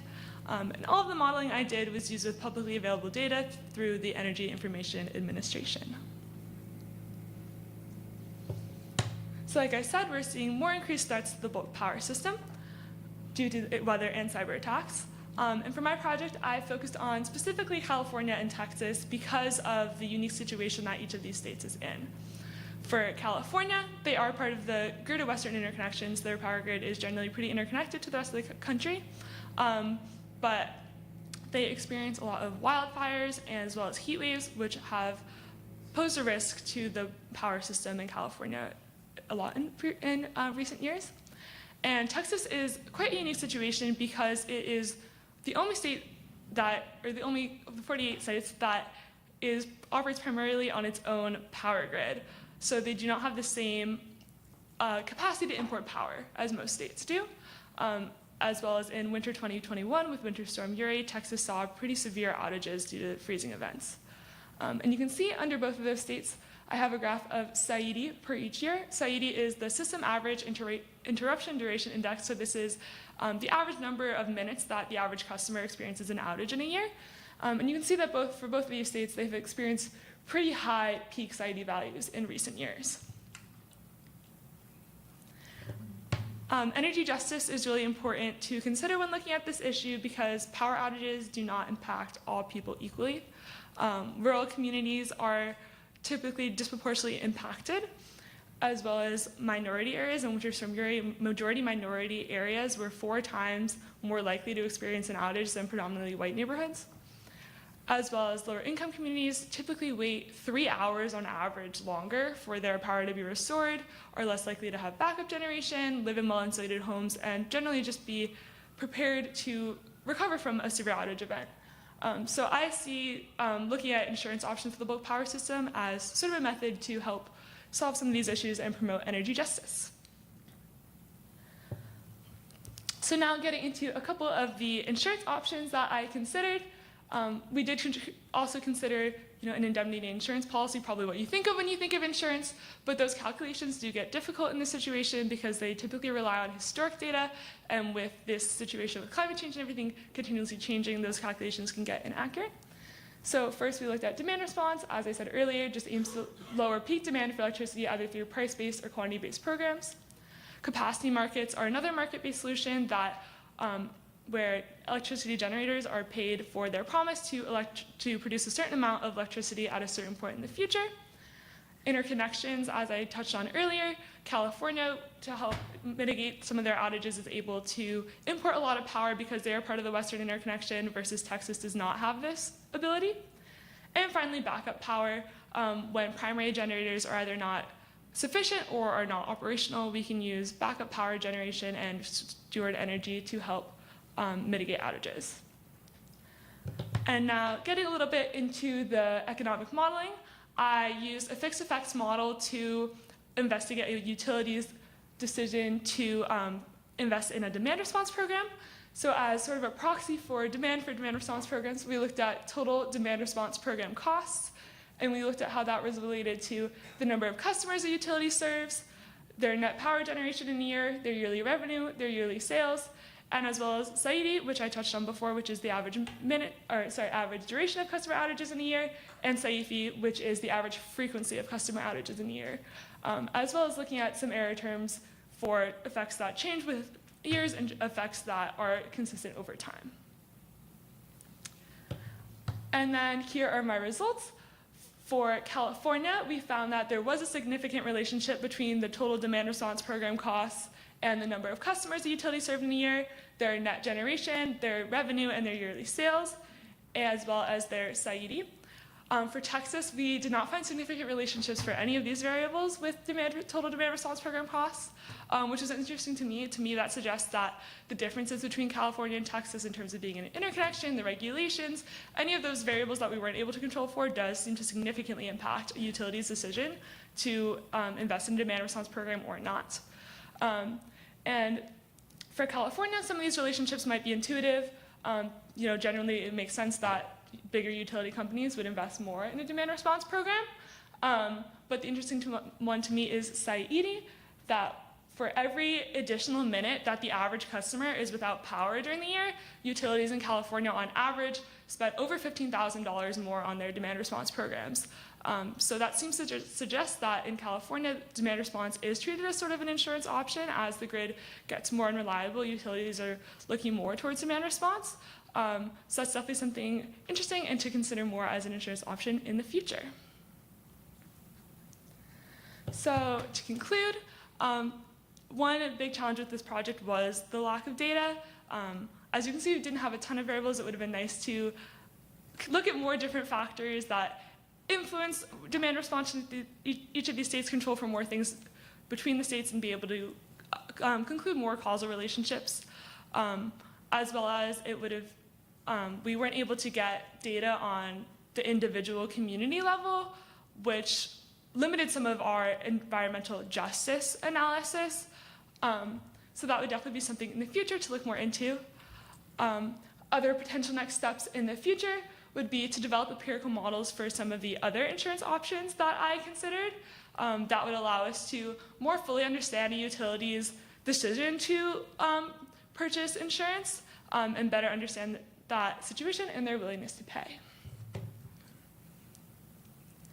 All right, that concludes our presentation. I want to thank Amanda for all of her support this summer. I got to learn a lot from her and got to learn a lot from being involved in some of her other work too, which I really appreciated. And thank you to everyone at the MLEF program for making this all possible.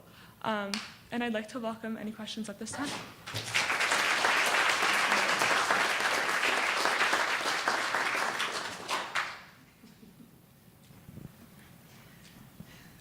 I know you mentioned lack of data, but were there any other limitations to your project? I would say definitely lack of data was the biggest one.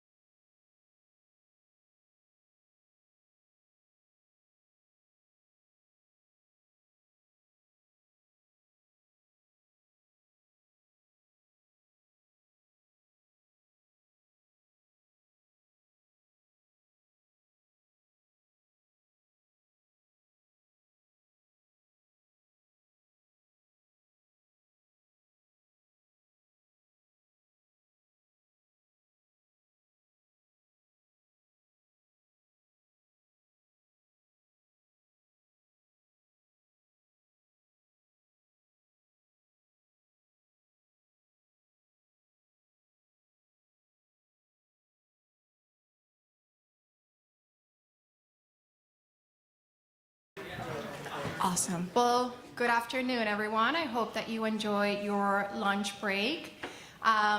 For our next session, we'll have an alumni panel. And this is probably one of my favorite parts of the Technical Forum program because our alumni get to share their knowledge with you, but it also serves for us to see what they've been doing. So I'll actually let them introduce themselves, starting with Scott. Is this on? Yes, it is. Great. Hello, everyone. My name is Scott Crawford. I was part of the 2017 Mickey Leland Energy Forum. And then since then, I've gone on to now become a research physical scientist at NETL. And most exciting of all is I also get to serve as a mentor for the MLAF program. So Tessneem was my student this year. Got to watch her presentation. She did a fantastic job. So it's a real thrill to be here. Hi, everybody. Glad to be here. My name is Philip McElroy. I was a part of the program back in 2020 during the COVID outbreak, so we can get into that later. But I did my undergrad and my master's and PhD all at Texas Tech University. And immediately after graduation, I came to Pittsburgh and I worked as a machine learning geoscientist. And right now I'm remote, but I've been here ever since. Hi, my name is Victoria Tates. I did the Mickey Leland program in 2019, and I was at the Morgantown site at NETL. I did my undergrad in physics at Wittenberg University in Ohio, and then after graduation went to CU Boulder for my master's in mechanical engineering. Once I graduated from there, I took a job as a site support contractor at NETL at the Pittsburgh site, but I'm currently working remotely. Hi guys, my name is Genesis Cochrane. I'm currently a grad student at Northwestern University. I did my Mickey Leland Fellowship in Morgantown as well in 2022. I did my undergrad at UPenn for chemical engineering, and I'm still doing chemical engineering now. Glad to be here. Awesome. Well, welcome to our alumni. And as you can see on the screen, we'll actually have an opportunity for you to ask questions. I'm just going to get started with a few, but if you have any questions, you can raise your hand. We'll bring you a mic. Or you can also submit your questions via Menti. Just visit menti.com and enter the code, and I'll be able to see your questions on the screen. So just to get us started, and I'll ask Philip and Victoria, how has the MLEF program helped you achieve your professional goals? Okay, I'll start. So the Mickey Leland Energy Fellowship Program has helped me achieve my professional goals by learning how to work in dynamic situations. So like I mentioned earlier, when I came through the program, initially I was slated to work in Morgantown, but because of COVID, I had to redirect my path. And so the project that I initially was planning to work on was totally different from what I ended up working on. And so that kind of gave me some nervousness because I wasn't sure if I could complete the task, but that showed me that I can pivot, and that's also something that I think all of you will need to hone your skills in, being able to pivot. And just because you think you're going in for a certain role or position, you may be asked to do something different. And it can be done because I've done it. So after my Mickey Leland program, I went back to my senior year of undergrad, graduated, and went into grad school. But I kept in contact with my mentor, and he wrote one of my recommendation letters for grad school and just kind of kept him apprised of what I was doing. I applied for a different DOE fellowship program in between my grad school summers, and he ended up reaching out because he was mentoring that program as well that summer. So he knew me, he knew my work, and liked what I was doing and was able to bring me on for that program.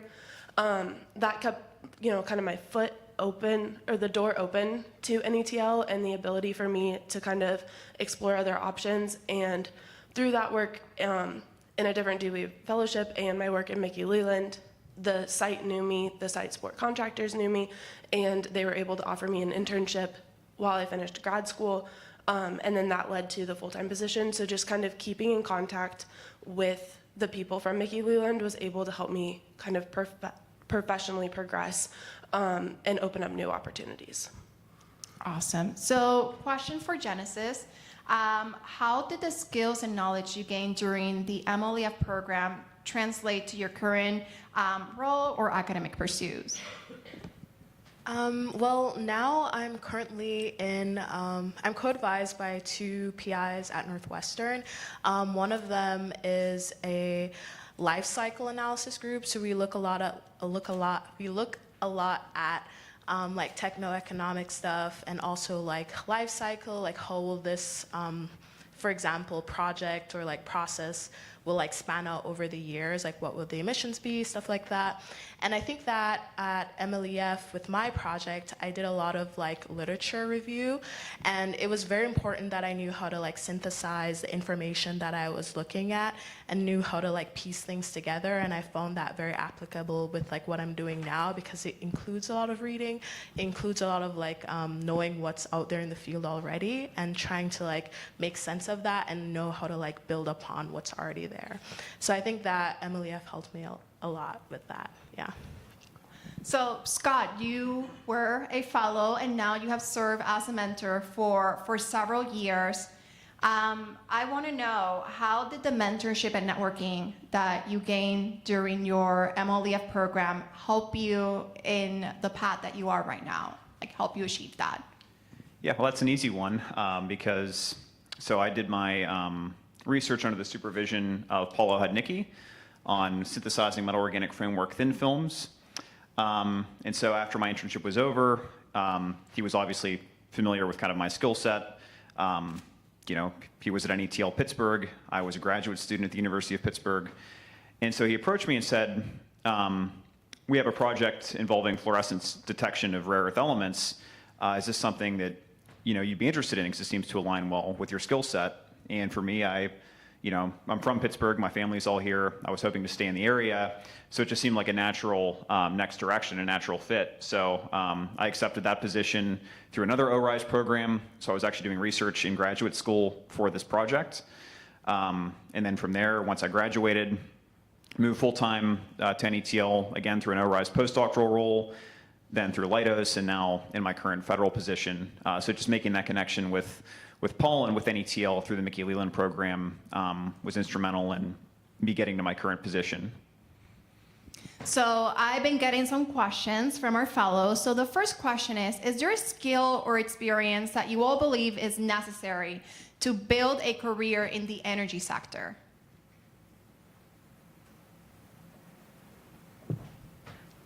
I think the biggest thing in my career has been just like an open-mindedness and like asking questions and wanting to find out new things.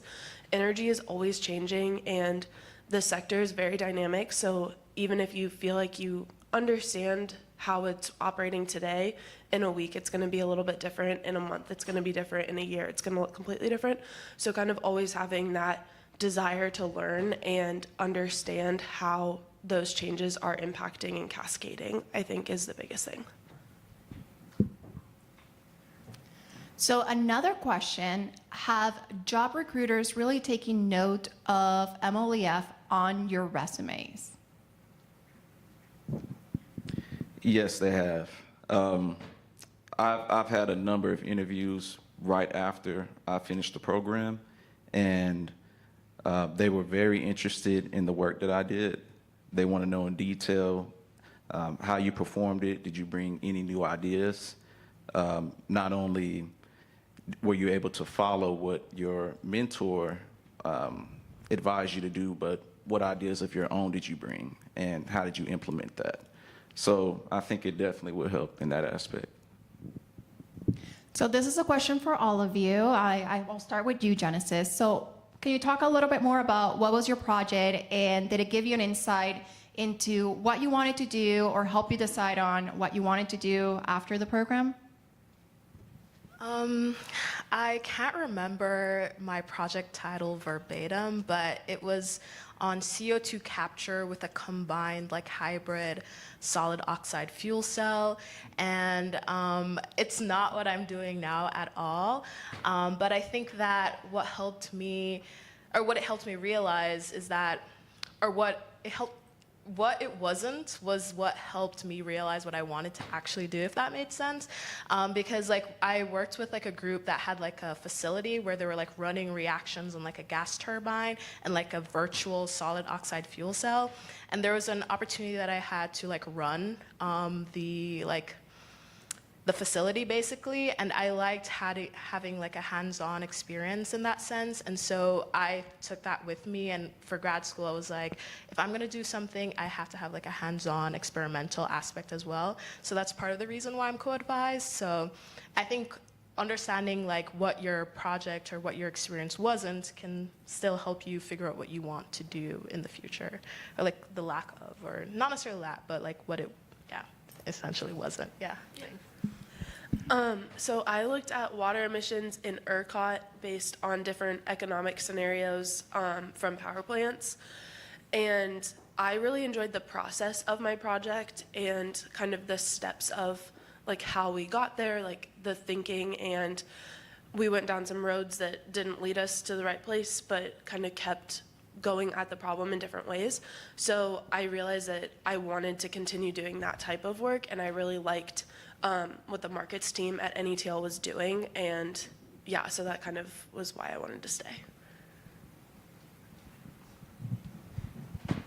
Yeah, so I worked on optimizing drilling parameters to help the driller on a drilling rig optimize the drilling process. So I don't know who all is familiar with the drilling process, but things like weight on bit, rotations per minute, those factors can be controlled by the driller, and you can use machine learning to help you predict certain values that will prevent a failure on the drilling rig. So that's what I worked on, and I brought a couple of new ideas to the advisor at the time, and his name was Dr. Wu Zhang, and yeah, so it was a fulfilling process. Yeah, my Mickey Leland project in 2017 was focused on growing this material called metal organic frameworks.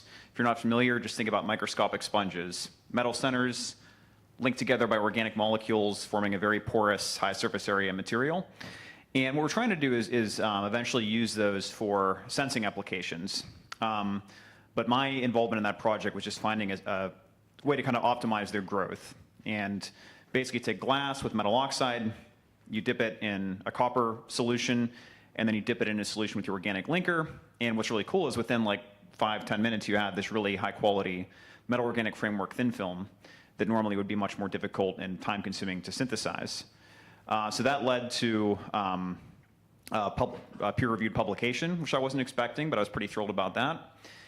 And it was also my first introduction to this material called metal organic frameworks, because then when I came to NETL and they wanted me to develop a rare earth element sensor, I had no idea what, you know, that's very broad, right? There's any number of chemicals or compounds you could potentially use in this project. But because of my familiarity with MOFs, I was like, well, let me try this. And that's kind of spurred my career at NETL. And another fun note, I really like that synthesis. You know, I really like doing it, but I couldn't, I really wanted to expand it and play around with it more. Couldn't really justify it in the scope of my project, but had some free time on my hands. And grew another MOF with the help of my first Mickey Leland student. And it turned out that that MOF actually showed a fluorescent response to aluminum, a critical metal. So I was really able to take that project and move it in a few different directions, and it's been really fulfilling. Awesome. So most of our participants this year are actually undergraduate students. And one of the things that we really want with the Mickey Leland Energy Fellowship Program is encourage them to pursue a higher degree. So this is a question for all of you. Could you speak a little bit about your path from your undergraduate degree to your graduate degree, and did you go right away, or did you take any steps in between, and how did you make that decision? I'll start with you, Genesis. Before I applied to Mickey Leland, I was actually like trying to recruit for like industry jobs. But I ended up signing up, and I'm really, really glad that I did, because I feel like my experience kind of like opened my eyes to research, and I found out that I really wanted to continue it, and that's why I went straight to grad school after undergrad. So I graduated last year, and I started like graduate school in the fall.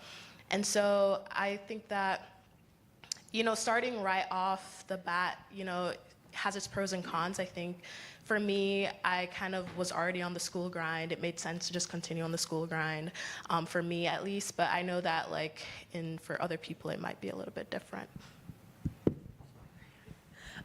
So yeah, I went from undergrad straight into grad school as well. I graduated in the spring of 2020, so their job prospects were not solid. But I had already gotten into grad school, so I was like, I'll just do this grad school thing. My biggest like deciding factor was my undergrad was in physics, which I loved and really valued that education, but I knew that getting a master's in mechanical engineering was going to be a little bit more applicable to the job market and just be able to like set me up for success. So I went into grad school with the idea of kind of focusing in mechanical engineering, but in energy specifically. So I went in with the idea of taking as many energy classes as I could because I knew I wanted to work in this field. So I think the biggest thing for grad school is like, make sure you know what you want out of grad school, that you're at a place that can give you that, and that you're taking classes and doing work on projects that are going to set you up for that success, instead of going to a school that maybe looks great on a resume but isn't exactly the right fit for you. Like, find that fit. Yeah, so I would say that if you don't know what exactly you want to do at this point in time, that's okay. I was one of those people. My undergrad was in civil engineering, and I worked for Texas Department of Transportation for about 1.5 years, and I realized I hated it. And I was doing roadway design, and like I said, every day just felt like a drag. So I knew I wanted to stay an engineer, I just didn't know which type. So I went into heavily researching the different types of engineers, and I had friends in undergrad that gave me different perspectives. So I went back for my master's in petroleum engineering, and that's when I knew that I really like research. And so I figured, okay, what's the best way I can get into research would be to pursue a PhD. So it took me some time to figure it out, but yeah, it's well worth it. Yes, I'll be probably speaking more from a kind of science degree perspective, but for me, similar to what Phil said, I really liked research. And I think that the most important thing I learned as an undergrad regarding graduate school that I didn't learn until late in the process is that if you're going for a PhD, most of the time you're not paying tuition to get a PhD, they're actually paying you a stipend. So I think, you know, for so many people, and maybe this is common knowledge for you, but you'd be surprised how many people I've talked to who, like, you know, their minds are blown when they find out that this is the case, because you're so worried about the financial ramifications of staying in school. And the stipend isn't a high amount, but at least it's something. So I knew I loved doing research. I realized that, you know, I'd at least get a stipend to do that research, which was appealing to me. Had no idea what kind of research in chemistry I wanted to do. So I applied to all the schools, didn't do my homework about who I wanted to work for, didn't do my homework about what research groups I was most interested in, just broadly analytical chemistry. Visited these universities expecting, you know, the clouds to part, a beam of light to come down, a choir of angels singing that this is where you're meant to be. And it never really happened. So I ended up staying at Pitt, and by some miracle it worked out. I was paired with an advisor who I really liked. She was really enthusiastic, and everything luckily fell into place. But yeah, probably if you're going to apply to graduate school, do a little bit of research about who you might want to work for, what type of research they're doing, is that something you're interested in? And then when you actually go on your visits, don't just talk to the faculty members, but also talk to the other graduate students and find out what the culture in that group is like. Because if you're going to spend long hours in the lab, you better make sure you like the people you're spending that much time with.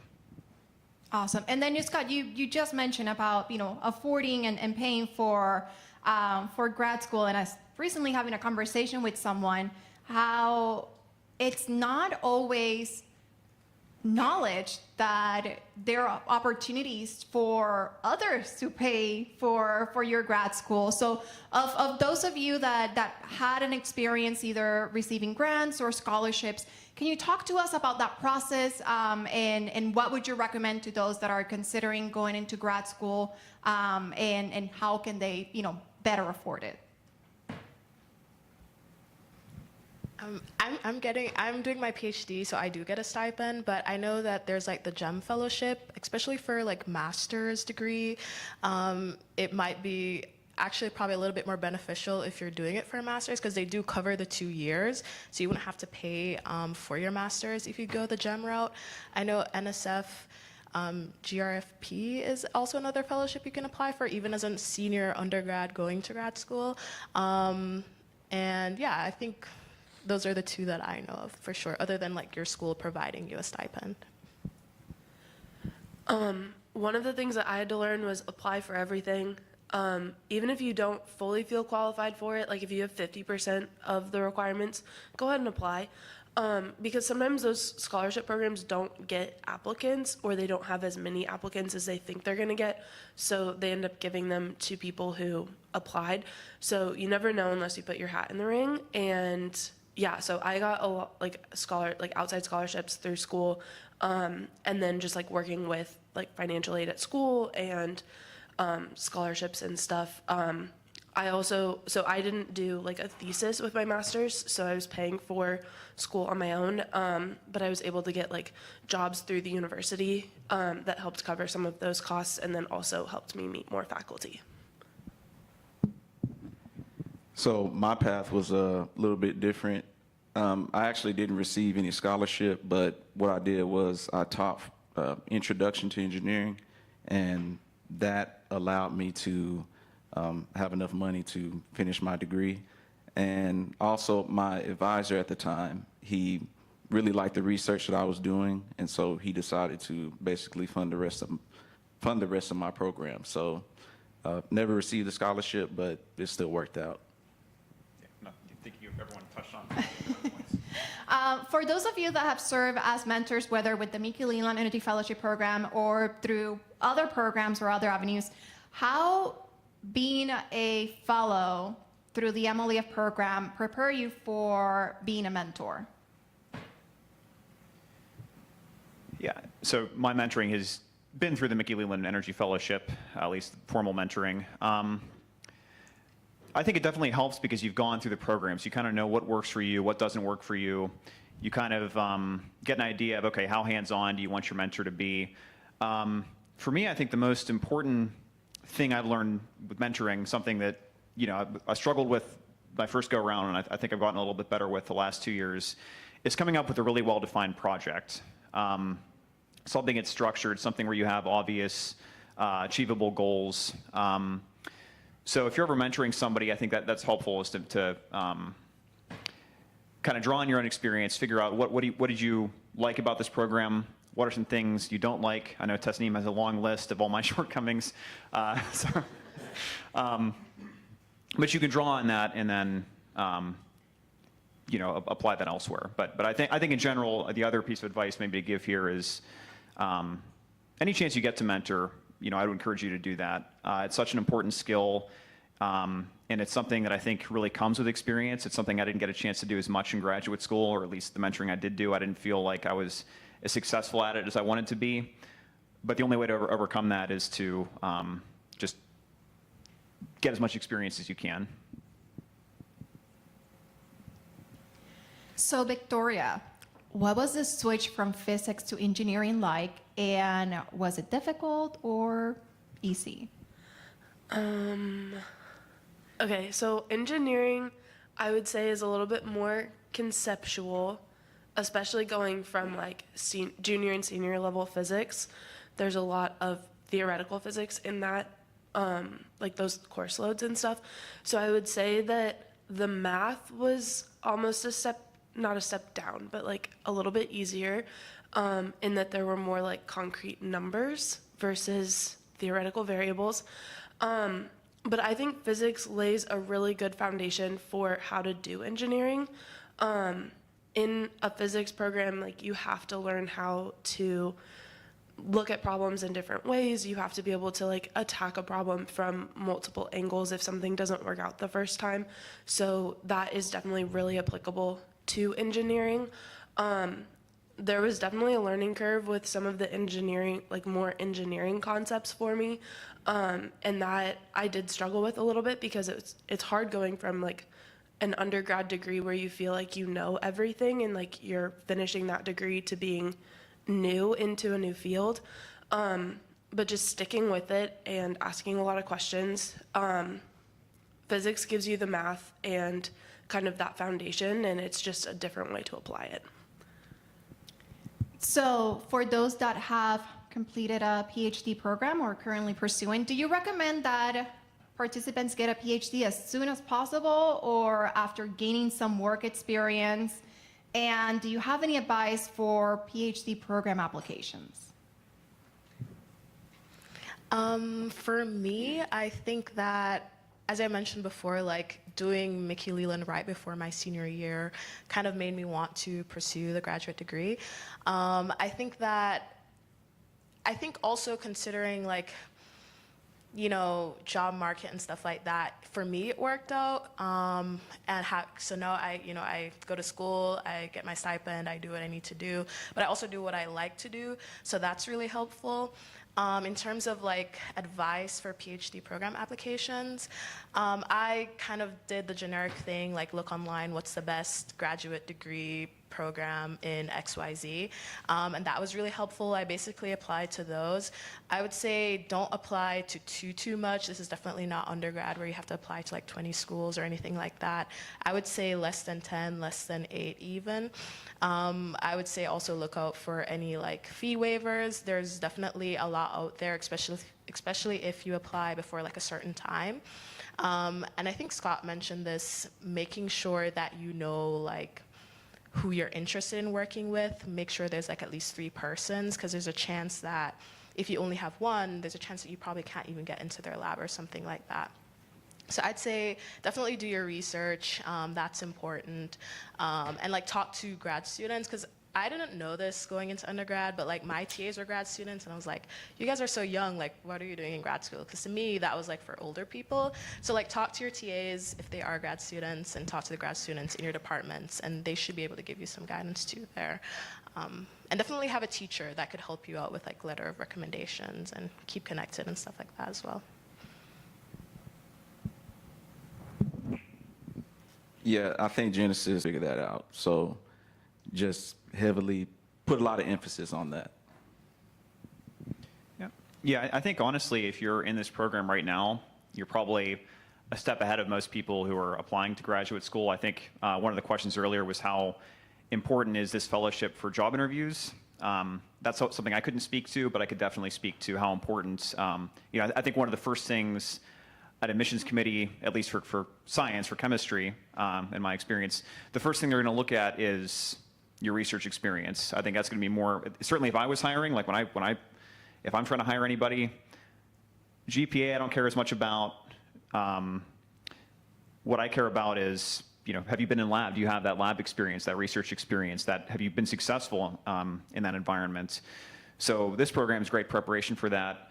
And keep applying, whether it's to other internships in industry or internships in government or doing research. A lot of universities have either in-house research programs or something called REUs that you can apply to get research experience.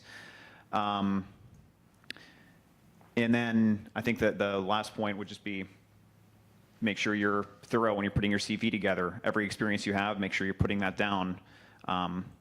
As far as the question about how long to wait, whether you should go into a PhD program immediately or not, my advice would be get all the research experience you can while you're still a student through these internships. And then, if you're in a financial position where you can afford to go directly into the PhD program, I think you might as well. I think my advice would be to go for it immediately rather than waiting, but it's going to vary from person to person. So, Philip, what was like applying to graduate school from industry? So my path, I actually had to take So I started off in civil engineering, and then when I went back to school for a master's in petroleum engineering, I had to take the GRE, and I had to apply and talk to 3 professors in petroleum engineering, and basically persuade them that I was a good fit for the program. Although my undergrad was not in petroleum engineering, I could still take a few undergraduate courses and basically make up for lost time. So the application was the GRE and the interview and getting started. When choosing your PI in grad school, what are some of the differences between picking one that it's tenure and one that's new and still setting up their lab? Any of you have any experiences with that? So my PI, there's pros and cons to both. In my case, my PI, I got to see both sides because when I started in the group, she was pre-tenure, and then she had a great graduate student like me in the group. She got tenure. No, probably got it in spite of me, to be honest. So the advantages, I think, of working with a younger professor is that professor is going to be very motivated to publish as much as possible, to kind of build a reputation as quickly as possible. So I think there's a lot of opportunities there, a lot of opportunities to do, you're kind of the foundation upon which the rest of that lab is going to be built, which is really cool. But the trade-off is then that professor also tends to be very demanding. So, if you're not someone who's excited to work long hours in the lab, you might be better off going with a more established professor who's post-tenure. That's not always the case, but that's kind of a rule of thumb. And then other things to think about, a post-tenure professor might be better established, might have a better reputation, might have better connections, so those things can all be useful as well. So it just depends on your personality type. But I would worry less about pre-tenure and post-tenure and more about just, as the other panelists have mentioned, do you seem to have a good rapport with your prospective PI? Do the other group members working with that PI have good things to say about the PI? Does it seem like a healthy group culture? Like things like that, I think, if the group culture is good, there's a high likelihood that you'll be successful in that group, regardless of whether it's pre or post tenure. What are some things that students should consider when applying to grad school, especially if they can't visit the school beforehand? If you can't visit the school, I definitely suggest reaching out for meetings, virtual meetings online with the professor and the grad students if you can get in contact with them. I think it's very, very important to know who you are going to be spending your time with. And I know it's going to be a little bit harder because you're not there, because it's interesting environment, dynamics that you can see playing forward in front of you basically when you're visiting these schools. So with not having that, I think that it's important that you just talk to people, and hopefully if it's a good school, well, not if it's a good school, but if it's an environment that you want to be in, people will be honest about their experience there. And I feel like you can kind of judge if someone's being disingenuous about what's happening. So I feel I would say, yeah, definitely reach out for virtual meetings and consider is this the type of group that you want to be in? Hopefully they're being honest. Also, look online. There's information online as well. And maybe, I'm not sure why you can't visit the school. Maybe there's conflicting deadlines or stuff like that, but some schools do have an off week, and if you can reach out and ask for it to do it on an off week, maybe you'll be the only person there, but at least you still get a chance to see what the environment's like. I would suggest that as well. I would say take advantage of some of the undergrad resources for just the school environment itself. Yes, if you're doing research, you're going into a lab, you're working for a professor, and you're working on a project, but you also want to make sure you like the school itself. What size school do you want to go to? What kind of environment do you want to be in? Do you want to be in a city? Do you want to be kind of more rural? So just understanding the school itself along with the lab that you're looking at and what environment is best for you at this moment you're in right now. Do you recommend for students to email professors that they're interested in working with during their grad school application process? Yeah, I think that's a good idea. Definitely, I would say do your research before you send the email. Make sure that you try to know as much about them as possible. And so if they do respond to your email, you're already a step ahead of the game. So I think it's a good idea. What are some of the biggest challenges about pursuing a PhD? You tend to have to work long hours. Again, it's going to vary from group to group, so I don't want to, generalize. But I think the other biggest challenge is that research. So, when you're going for a bachelor's degree, you get a certain number of credits and then you graduate. You kind of know how long it's going to take, assuming you pass all your classes, et cetera. PhD programs are supposed to be based on research progress, right? You're putting together a thesis. I know some people who've gotten their PhD in 3 or 4 years. Other people, 8 or 9 years. I think the average now is like 5 or 6, and it's going to vary from field to field. So I'm speaking specifically for chemistry here. So you really have to, I think the most important quality is perseverance, because your experiments aren't always going to work. You might spend 2 years on a project and then eventually realize, like, hey, this project just isn't going anywhere, and then you have to start all over again.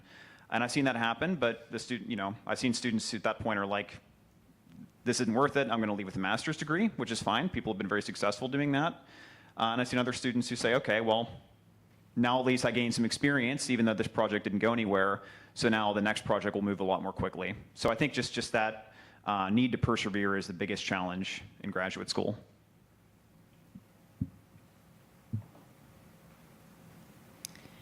Would you recommend for students to do their graduate studies in the same school, or it really doesn't matter? I think it depends. I know at my undergrad we weren't allowed to, but the undergrad that I'm at now, there have been people who were undergrads there and are now like doing their PhD. So I know it depends on the school and it depends on the person. I think I would personally argue for like going somewhere else to see somewhere else. I feel like, especially as a grad student, you have a little bit more independence, and I feel like it's worth trying to take a step out and see what else you can see and discover outside of your research. Definitely, I would say choose something that is aligned with your interests, somewhere where you can see yourself being for a long time, because as Scott mentioned, like it does depend, like it does vary how long you end up doing your PhD for. So I would say as long as it's somewhere that you see yourself being for a long time, I think it's worth just going somewhere else and seeing what else is out there. And I can speak to the other side, because I went to Pitt for undergrad, and then I stayed in Pitt for graduate school, and then I'm in Pittsburgh at NETL now, so I'm very adventurous. But no, so generally the advice you'll get is, yeah, you should, they tend to look more favorably if you go somewhere else, so you do kind of get that diverse experience. But it's also not a deal breaker. So like Genesis said, it just kind of depends on the person and kind of depends what your goals and interests are. So if you think you'd really be happy staying at the same school and that's really what you want to do, and your only concern is how that would look, I think you'll be fine. You're going to be there for however many years.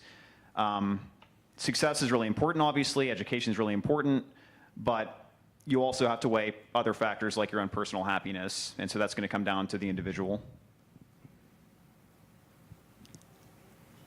Have any of you experienced imposter syndrome, and how did you manage it? Yeah, I'm feeling it right now. No, I'm kidding. No, the way I get through it, I just think back to some of the most difficult parts of my life and how I got through it. And so then I know, okay, if I was able to get through that, then I deserve to be here. And, I have the aptitude and, just overall confidence. So just reminding yourself of how you've gotten through the difficult parts in the past, and you can do it again. Oh, I can go.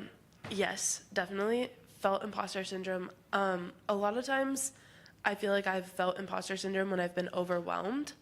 and I've not really known what's going on. So like sometimes I've been put on a new project and I don't really feel like I should be on that project, or I don't really know what's going on because I'm coming in halfway through.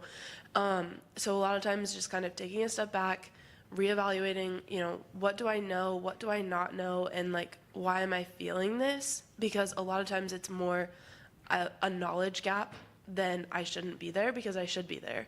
And just reminding myself that like my bosses or our project leads want me on that project and they think I can do this. So if they have that confidence in me, I can have that confidence in me. And it's just filling a knowledge gap that maybe I didn't know I needed to start the project. Yeah, so I actually do feel imposter syndrome, and still do. And the reason for that is I've never been that person who like lived, eat, and breathed chemistry.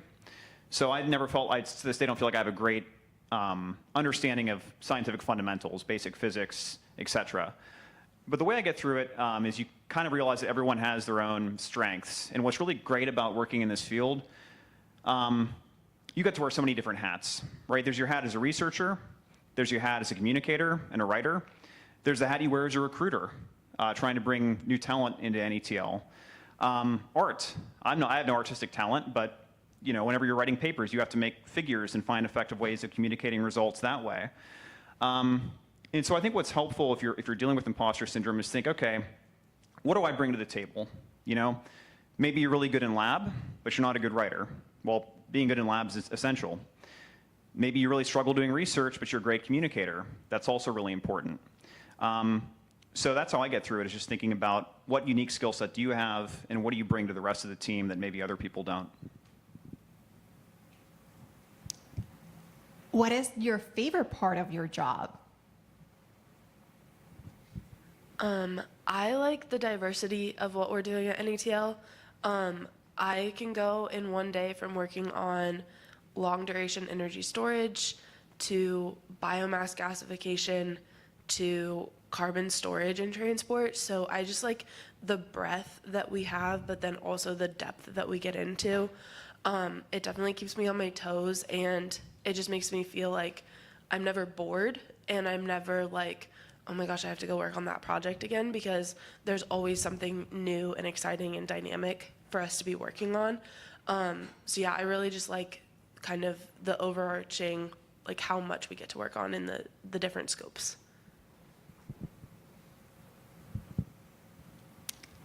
How important it is to take the FE and or PE exam? Well, I think I may be the only engineer up here. So it depends on what your degree is in. So as a petroleum engineer, it's not really that important. I mean, it can help certainly, but you don't have to sign off on any documentation that releases like certain permits to be passed. Like, so for instance, if you're a civil engineer, you need to take the FE and the PE because you have to sign off on certain roadway designs and buildings. But as a petroleum engineer, it's not required. So it depends on what your field of study is. And it depends on like what kind of job you want to do. Like if you want to be in a field that you are signing off on designs and scope or like blueprints and stuff, then yes, you need to go take that. But working at like the national lab, we don't need to take that. Or like specific people need to take that. So just understanding what you want to go into after undergrad or grad school will help make that decision. When it comes to research, in your experience, is it better to work parallel with different methods or focus on just one thing?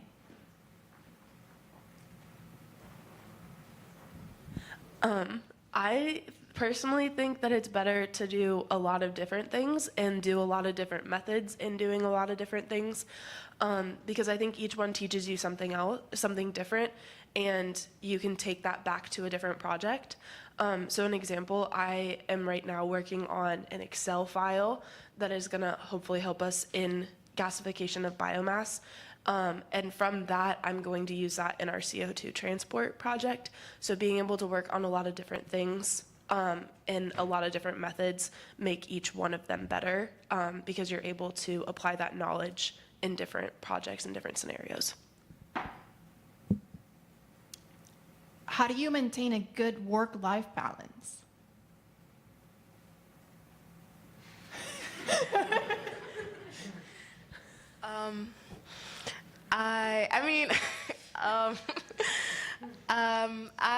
I definitely like to find outlets to unwind. I'm a big volleyball player, and being in the Evanston, Chicago area, there's a lot of like meetup groups. So I tend to just do things with other people that I like to do, including volleyball. I'd also say how I do it specifically is by planning everything or scheduling everything so that I have like a rough outline of what my day should look like. And that helps me kind of stay on track so I don't get derailed by anything. Sometimes you do have to like go against the schedule because like you're probably in like a flow with something and you're making progress and headway, and it makes more sense to just stay with what you're doing. But generally, I would say I keep a routine. A part of that is getting rest and going to bed as early as possible. I don't always do that, but I would definitely recommend because it helps with like your energy levels throughout the day. Because like if you're tired all the time, you also don't want like a coffee addiction either. So it's like I would say definitely get your sleep. That's also important, an important aspect of having a work-life balance. Yeah. So one of the things that I have learned in the past 6 months, if I'm taking PTO, I turn my email notifications off. And that really helps because I'm not getting Teams notifications, I'm not getting email notifications because I don't need to see them when I'm taking PTO. And then I also live in the Denver area, so like I go into the mountains and I don't have cell reception. So that helps with the work-life balance because no one can reach me out there. But I think setting a schedule, like Genesis said, and just trying to keep to that, set hours for yourself. If you're working a job, you have your kind of set hours. But if you're in grad school, set hours and say, I'm going to work between this time, and then have an activity that you're going to go and do afterwards. If it's pick up volleyball or drinks with friends or, something like that, that you can turn off school and work. You're going to have a much better and longer career if you can figure that out early. Yeah, for myself, when I was getting my PhD, I had a terrible work-life balance. I would work until I got tired, so I didn't check the clocks ever. And my advisor actually pointed that out to me, and he made it be known that, hey, if you don't start taking breaks, you're going to burn out. So I had to force myself to take breaks, have cutoffs. Okay, at 6 p.m. or whatever time, I have to shut this laptop down. So that was the way I got through it, and it actually helped me because I came back fresher, more energized, and I was able to think more clearly. So that was my routine. Yeah. So right now it's not too difficult because I think one thing that's really nice about NETL is I think they do a really good job of giving you a good work-life balance. So I have no real complaints there. But certainly in graduate school, you're going to be putting in long hours. And so it goes back to, I think, again, if you like the people you work with, even if you're putting in 10, 12-hour days in lab, it doesn't really feel that way because, you're joking around with your colleagues. Hopefully still being safe in lab, obviously. But, my goal is always to try to make work not feel like work. So if you can find a way to do that, that's what you should do. And if you like the people you work with, that's one way of doing that. What are some things that our MLEF alumni should do to make themselves stand out during the hiring process? I think by doing this program, in a way, you're already doing that. That shows you're motivated. That shows you probably, it's a very competitive process, too, to get these positions. So, you already have really good CVs to even be here. So I think you've already taken a big step towards that, honestly. I think one of the biggest things that we look for in hiring right now is writing from STEM majors. Sometimes that is a skill that is on the more lacking side when you are hiring someone. So I think highlighting, you all wrote a report for this fellowship, so highlighting those writing aspects and write a good resume, that goes a long way. And then, like we've talked about, just highlighting that research experience, what the project you did was, and have a 30-second elevator pitch of, this is what I did, this is the results we got, and this is why it's important. And being able to answer questions about that, I think, really just shows that you, A, understood the project that you worked on, and that you can communicate it well. Do you feel like you ended up staying connected with the people, whether it is mentors, research advisors, or other fellows that you met during your MLEF internship? I ended up staying connected with the people. I ended up staying connected with my my mentor. He actually wrote me a letter of recommendation for either grad school or some other program that I was applying for. I think it was the GEM Fellowship. He wrote my letter for the GEM Fellowship. And students, I definitely stayed connected with some students. I think that things like these, it's what you make of it. So I definitely would recommend that you stay connected with the people who you were with, especially people you were in person with, because like those were the people that you spent your summer with. And I'm assuming that you guys had a good time. I hope you guys had a good time together. So I definitely think you should, and I definitely did. I did as well. I stayed connected with my mentor. I still work for him. So yeah, I think staying connected with the people, especially people who are not in kind of the same field as you, like it's interesting to be able to keep up with them. And then any kind of connections that come up, it's always good to have, you know, good working relationships with those people. But then also like you might be at a job and be like, hey, I think so-and-so from my Mickey Leland Fellowship would be a great hire here, and be able to make that connection. So just keeping as many relationships open as possible. Find each other on LinkedIn, find each other on social media, like all of that stuff is just a great way to keep connected. And yeah, I definitely recommend it. Yeah, so really quick, just kind of a funny anecdote about that. So I wasn't that close to my Mickey Leland cohort just because most of them lived on the other side of town. And also I was a little bit older. I was a PhD student, so we didn't interact that much. Got along well. The funny thing is, though, then a year later, one of the people from my cohort, she ended up getting doing the Mickey Leland program again in Pittsburgh or some other ORISE program. And she's like, would it be possible for me to stay with you until I find another place just for a couple of days? Like, yeah, no problem. And I had a bad habit of being vague sometimes, so I just texted back. I said, yeah, one of my roommates actually moved out. I just bought a house the year before. And I was like, yeah, one of my roommates moved out, so I have a room. So then she ended up living with my other roommate and I for like 7-8 months. So that was really cool. We've been really good friends ever since. And then another person from my cohort just emailed me 3 or 4 months ago. He just became a professor at University of Virginia. And he'd seen one of the metal organic framework nanodiamond kind of composite materials we made. And he said, hey, I have access to this really awesome TEM at Oak Ridge. Would you mind sending me some samples so I can take a look at them? So, there's a potential to start a whole collaboration just because we knew each other from this program. So definitely, if you can, get everyone's contact information and stay in touch, because you never know how many years down the road that could come back to really benefit you. So to close out our alumni panel, is there any final advice that you would give our fellows, or even something that you wish someone would have told you when you were sitting on the other side of the table?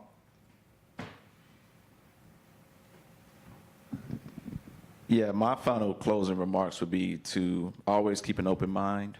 Like I alluded to earlier, you don't know exactly where you're going to end up, so just be open to change. You may be asked to do a project that you've never done before, and just be willing to take it. And I think you'll go far with that type of mindset. I would say use this as a stepping stone to your next big adventure, your next thing that you're gonna do. It's a huge accomplishment. You will go back to school and your friends who have had internships, they're going to do half of what you did. You guys did amazing work, and it's a huge deal. So take that as a confidence boost, use that going forward, and just kind of always lean back on this experience of like, yeah, I did 10 weeks at a national lab, and that's awesome. So just use that as confidence going forward into whatever you're going to do next. And as I'm just building off what I said earlier, leverage your connections. I'm going to pick on Tasneem one last time. Since the internship's over, this is the last time I'll have the opportunity to do that. But one of the reasons she really got my attention before she even applied to the program was she'd actually reached out to me on LinkedIn because she knew I was a mentor in Mickey Leland, and just asked for details about the program. And that just really impressed me because I hate, I'll be honest, if I had to call somebody for any reason, if I have to talk on the phone, I stress out about it for 2 hours. I don't know why. I have no problem face-to-face interactions, but talking on the phone stresses me out. So the thought of somebody in your position taking the initiative to reach out on LinkedIn, to ask to set up a meeting, to have that kind of confidence, but also that level of genuine interest was something I really appreciated. So if you're ever worried, like, well, how is this going to be received? If I just cold call this person, you never know until you try. But I think being on the other side of it, I think as a mentor, I really appreciated it. So don't be afraid to reach out to people you're interested in working for and just break the ice and ask for a meeting, even if you just want more information. I think the other panelists kind of summed it all up. I definitely would reiterate, like, stay connected, keep an open mind. If you've done this, you definitely can do something else and more beyond. So congratulations to you guys, first of all, for completing it. And yeah, wish you the best. Awesome. Well, thank you so much. We appreciate you sharing all of this information with our fellows. Let's give them a big round of applause.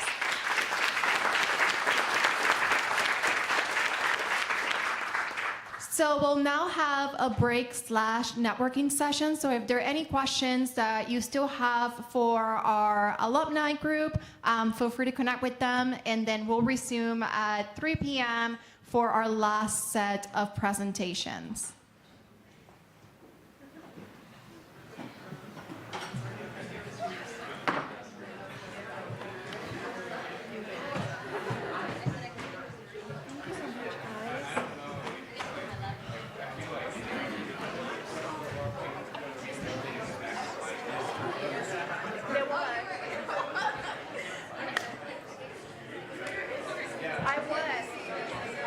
I was a moderator on that one as well.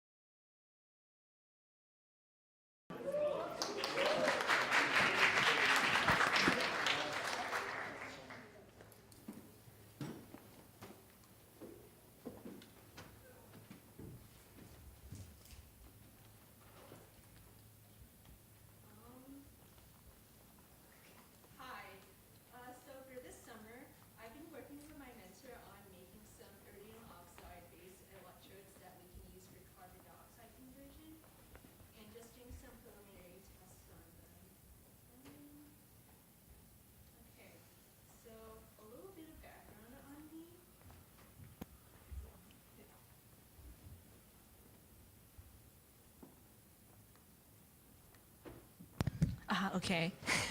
Okay, so a little bit of background on me. I'm a senior at the University of Houston, pursuing a degree in chemistry and minoring in math.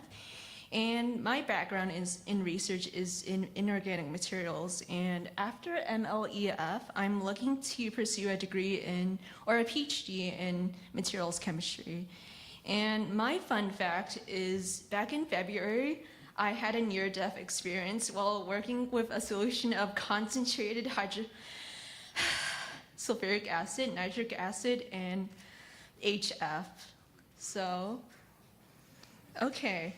Starting off, why do we care about this? Basically, CO2 emissions have been increasing quite rapidly over the past few years, and even though we've developed new methods for sustainable energy production, it isn't quite keeping up with the demand. So, novel methods are being investigated by FECM to try to reduce the effects of CO2 emissions, and one of these methods is converting CO2 into other useful byproducts. And this can be done through catalytic processes. So for this summer, my project focused on an electrochemical approach to catalytically reduce CO2. And this process involves two half reactions, an oxidation at the anode and a reduction at the cathode. And in CO2 electrolyzers specifically, here, water is being fed into the cathode side or the anode side, where it's converted to oxygen and protons, and the protons then flow through a selective membrane to the cathode, where it reduces CO2 into other useful byproducts like formate, carbon monoxide, methane. It just depends on the selectivity of the catalyst at the cathode. And if we optimize either of these half reactions, it can improve the carbon conversion process. So for my project, I focused on fabricating a better performing anode with high activity and durability. And just based off of previous literature and experiments in this field, it's established that iridium oxide is the best catalyst for oxygen evolution because of its stability and performance under the high current densities needed for practical applications. But at the same time, it's also super expensive, so we want to make an anode with high activity but also with low loading. So for the synthetic process, we just adapted a published procedure from literature that involves using a mixture of an iridium salt, oxalic acid as a stabilizer, and potassium carbonate to increase the pH of the electrodeposition solution. And just to briefly explain what electrodeposition even is, it's done by applying electrical energy to a substrate in an electrolyte solution. And in this case, I'm depositing iridium oxide onto some porous titanium substrates. And during this process, I varied the synthesis conditions by using 3 different current densities, a low, medium, and a high one, etching the substrate to increase its surface area or just leaving it unetched, and annealing to help homogenize the iridium oxide layer. And because this is a fairly new project, we were a bit overambitious and spent basically a month just focusing on making a working protocol for the electrodeposition solution. So we just ended up narrowing down our substrates we wanted to synthesize from maybe 36 down to 6. And these were the ones that were synthesized at 3 different current densities, half being etched, half being unetched, and all of them being annealed. So after the synthesis, we did a lot of techniques to characterize the morphology and composition of the catalyst layer, like SEM, XRD, XPS, and Raman. But for the purposes of this presentation, I'll really just discuss our most useful findings. So based on the SEM, we saw that annealing increased the crystallinity of the substrates, as you can see in these top scans here, and that's really what we should expect from annealing. But it also showed that the iridium oxide is more prone to delaminating during the oxygen evolution process due to poor adhesion. So in this image over here in the bottom right corner, you can see this hole that's caused by bubbling during the oxygen evolution process, and the bubble just kind of popped and took some of the catalyst layer along with it. And we also use XPS for some characterization, and based on that, you can see on this figure over here, after annealing, the peaks for both the iridium and the oxygen, it shifted left a bit to lower binding energies, and this kind of suggests that the ratio between the iridium-4 oxide, which is the active species that we want, increased in comparison to the other oxides that we really don't care about. And based on this, it kind of suggests that the annealed substrates will have more activity based on this increased ratio. And after all this characterization, we did some electrochemical tests to gain a bit of insight on the performance and durability of the etched substrates. We're only doing the etched ones because those have shown to have more durability. And overall, after normalizing our data based on the mass activity by dividing the Faraday current by the catalyst loading, the sample that was etched and annealed with high loading showed the best activity, and it performed a lot better than the commercial anodes, surprisingly, so that's a bit promising. And it also had great durability, fortunately. With all the currents that we tested it at, the potential stayed fairly constant. So yeah, what we didn't want to see is any like noise in this figure or like any overloading. So yeah, well, I was able to make a larger substrate to test in the CO2 electrolyzer for practical purposes, but due to time constraints, I was not able to actually do the testing. But just based off of these preliminary experiments, we found that etching and annealing were necessary for making an electrode with high activity and durability. And because this is an ongoing experiment, we hope to like actually do the testing in the electrolyzer and maybe investigate other conditions during the synthesis project that we found promising. And yeah, I just want to thank my mentor and my group members for teaching me a lot over this summer, and just everyone in the MLEF program.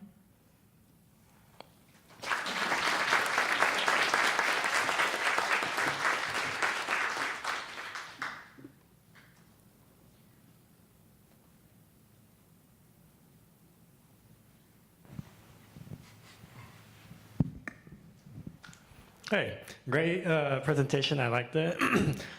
Just one quick question. So, if you're able to, what was your near-death experience? Okay, let me back up to that slide. Ooh. Okay, so it's this thing over here. So back in February, I was using this very concentrated mixture of HF, H2SO4, and nitric acid to do some etching on some niobium tubes, since we use those to do our synthesis in the arc melter. And apparently the fume hood wasn't working, so all the fumes just blasted out at me, and I couldn't smell for 2 days after that. I'm glad you're okay now. Fun times, right? Okay, Sally, I have to do this, okay? This is a question for you, but it's a question for everybody, okay? So what's the one word that Sally used in her presentation that's the thread between chemistry, geology, astrophysics, telecommunications, and extinction. What's the one word that she used that ties all those together that makes her presentation from interstellar to interstellar? What's the one word? Geologist, where are you at? Huh? Where's the geologist at? Huh? Here's a geologist. So what's the word? What's the one word? I'm not sure. I was going to say procedure or something similar. Well, that's, come on. Come on. The one word that she's using, okay? Sally, tell us what that one word is. Iridium. Iridium. Iridium is that really, really cool stuff. Well, first of all, how many of you know what iridium is? What does iridium define for us? If you find iridium, what does iridium define for us in the world? There we go.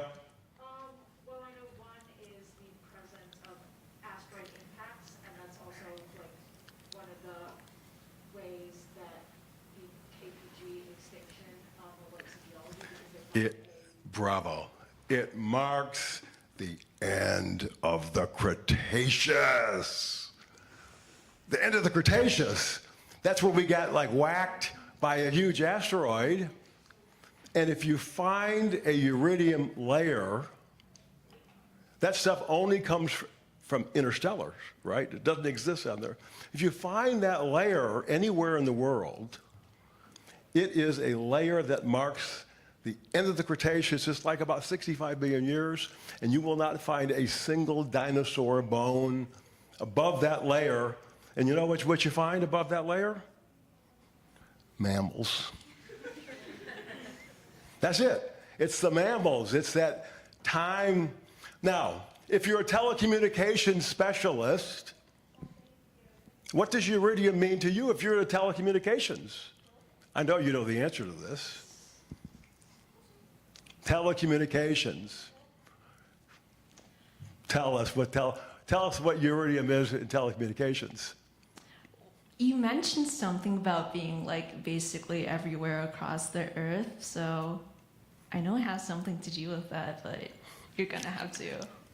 There is a system that's actually called iridium. And it's a group of satellites that the coverage covers virtually almost every place in the world. So like this iridium layer, and you can dial up to the iridium systems and plug into it. So if you're a telecommunications person, iridium means you can go to Alaska, you can go to the North Pole and still talk, okay? So the thing that I found interesting was this word iridium, and you were doing iridium with the doctor back at U of H, and how did you actually find a way to get involved with iridium catalyst at NTL? What's that path? How did that happen? Tell us. My mentor just, oh no, he saw that I worked with iridium on my resume, and yeah, that's basically it. I used it interstellarly at my lab back in UH, but for this, it's obviously for a different purpose, so just based on that, you can see like how broad the applications for iridium are.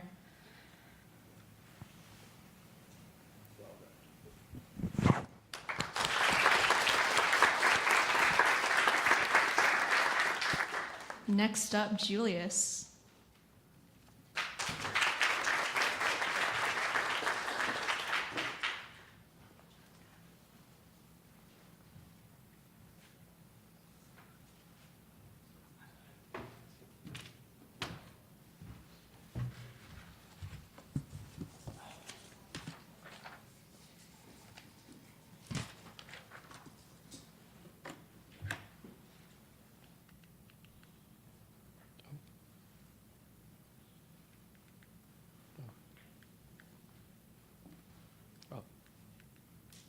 That works. Okay. Hi, everyone. My name is Julius Yo, and my project is review of dispersion models of releases from high-pressure CO2 pipelines. I go to the Cooper Union, and my mentor is Dr. Isaac Gamo, and my advisor is Dr. Ward Burgess. Some quick facts about me. I go to the Cooper Union, I major in chemical engineering, and I'd like to continue to law school and become a patent attorney in the future. And a fun fact about me is I have an 11-year-old cat named Tolly, who looks very sad in that picture. So let's start off with a scenario. So imagine you're driving on the road and suddenly your car stops moving, and you fall asleep and pass out at the wheel. Now this scary situation happened on February 22nd in Sataria, Mississippi. But you may ask, what was the cause of this scary situation?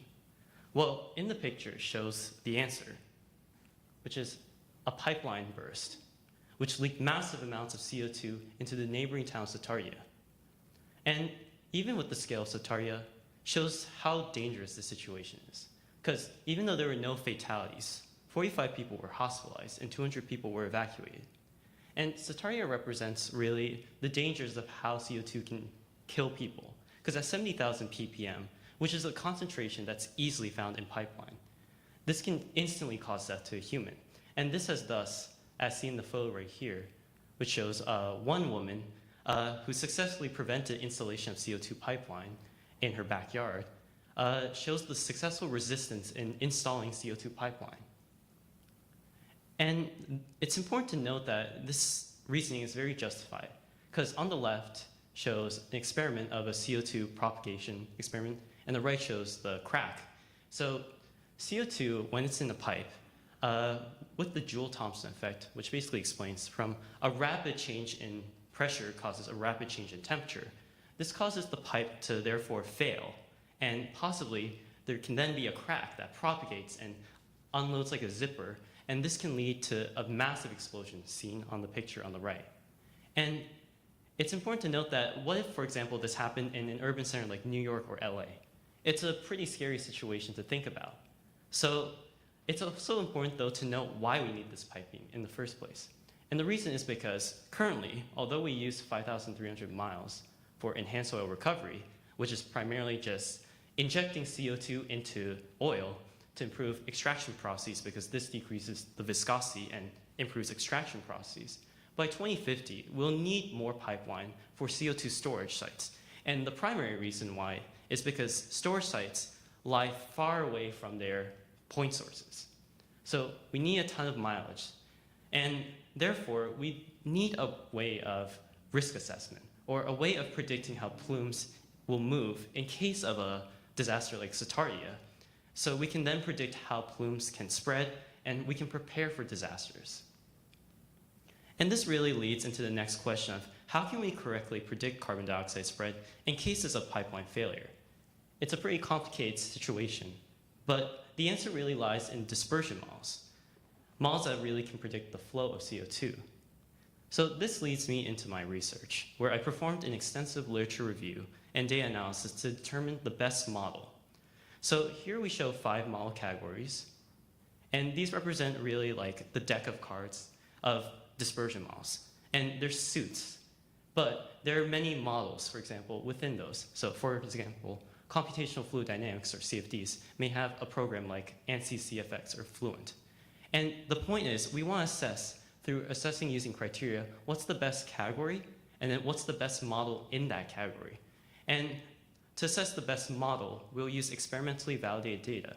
And during my research, in total, I analyzed over 70 research papers and analyzed all those models to see what is the best model. So there are many models that exist, many types, and then many models inside of them. So what is the best model, for example, in that dispersion categories? Again, very complicated, but let's start with a systematic approach. So the first part of my research really showed the assigning of categories through criteria. We assess how good that is in accomplishing specific criteria. For example, right here, CFDs with experimental validation, we can see that there are many experiments that exist, because there's many models, and then there's many experiments that validated those models. So here, we assign it a green rating. And this is a good way to qualitatively show how good a model category is. So moving on to the next slide, we can see that through assessing our dispersion categories and assessing our criteria weighted from importance from left to right, we see that From this criteria, we choose CFDs as the best model, and primarily because of a few reasons. One, CFDs account for turbulence, heat transfer, and they also account for terrain through using 3D meshes. Now, in addition, CFDs also have a ton of literature to support their validation, so then we can look at that literature in the next part. However, we also identified, and this will be important, that Lagrange models excel in a lot of categories as well. So that can be used, especially seen from literature, in far field dispersion or dispersion very far from the sources. Now, we eliminated Gaussian, integral, and empirically correlated models because they fail to account for as much data through using empirically correlated evidence, and there's a lack of experimental validation really heavily on both near and far field dispersion. And then, so moving on from that, we chose CFDs as the best model, but you'll see that we'll also incorporate Lagrange into the study. So CFD models were chosen, and there are these 5 main models of Flax, Panache, Fluent, CFX, and OpenFOAM. What's the best model? Well, there are many experiments performed, but we ideally wanted something that had a ton of experimentation in many conditions. As you can see, Flax and OpenFOAM, or Flax and Panache, they failed to account for a lot of experiments, and we therefore chose to isolate them and just completely eliminate them from our analysis. So therefore, we then move on to Fluent, CFX, and OpenFOAM for further error analysis. And ideally, we wanted an error analysis of around 20% or less, or basically we want error to be less than that boundary, because this will allow us to then achieve a good prediction and good predictive power for our models. So, for example, right here on this graph, we show molar fraction, which is the concentration of CO2, and then the distance from the rupture. So this is a near field. So near field is around 0 to 8 meters from the rupture, and that's just a metric for generally for dispersion models. And here we can see that out of the 3 models, OpenFOAM performed the best. And this is seen through this dashed line, which represents OpenFOAM, being heavily aligned with the experimental points right here with the triangles. And from this study, the authors conclude that OpenFOAM performs very comparably, which is an open source software, to commercial codes such as Fluent and CFX. Now looking at far field dispersion, which is up to 50 meters, we could see that OpenFOAM, again, through this analysis of the same graph, molar fraction versus time, cyan line represents the CFD of OpenFOAM, and the dashed line represents experimental values, that OpenFOAM performed very well in predicting far field releases up to 50 meters. But you may ask, 50 meters isn't a lot of distance. What about longer than 50 meters? What about kilometers? And it's important to note, like Sataria, for example, which had a plume that extended for miles on end away from that plume, was heavily much more distance than 50 meters. So what about this? So this is the next case of Lagrange models, which I explained previously. And this graph shows a reference simulation versus experimental.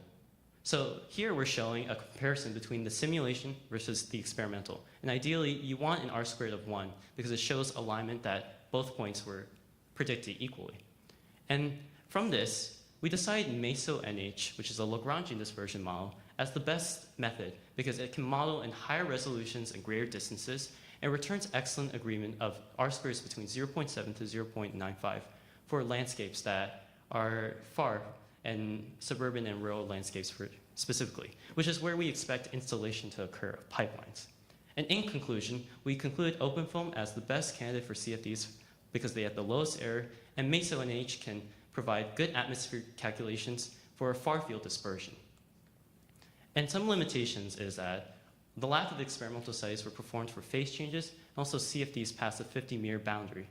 And future experimental validation would like to be seen through analyzing NETL's in-house open source software because of our success with using OpenFOAM for validation. And MFIX is the code that specifically we want to look into more. A huge thank you to Dr. Gommel, Dr. Burgess, the reaction engineering team, MLEF, the DOE, and ORISE for the help in this research project. Here are my references, and thank you.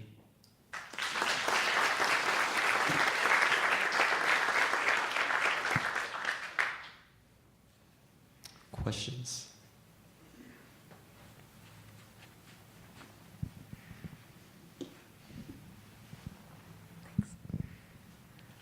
Hi, great presentation. So I'm not super familiar with this subject, but would you say that this sort of methodology that you use to figure out the best option for CO2 pipelines, could that be applied to other gases like hydrogen and possibly like hydrogen containing like containers and other vessels besides pipelines?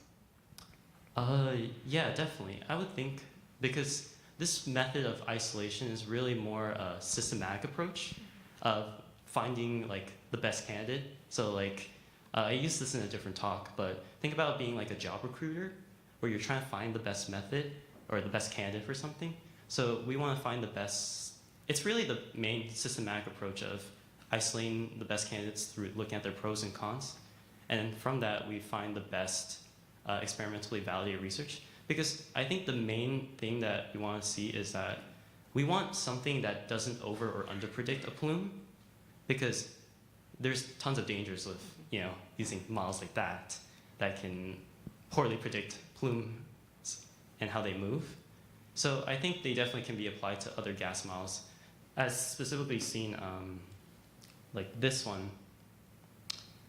This study also looked at specifically heavy gas dispersion. I think it's sulfur hexafluoride, or SF6. And they use these experimental validation, or this process specifically, not specifically my process, but these studies use that process of analyzing data to find how much they align to actual case studies conducted in fields and also releases in high pressure CO2 pipelines. Thank you.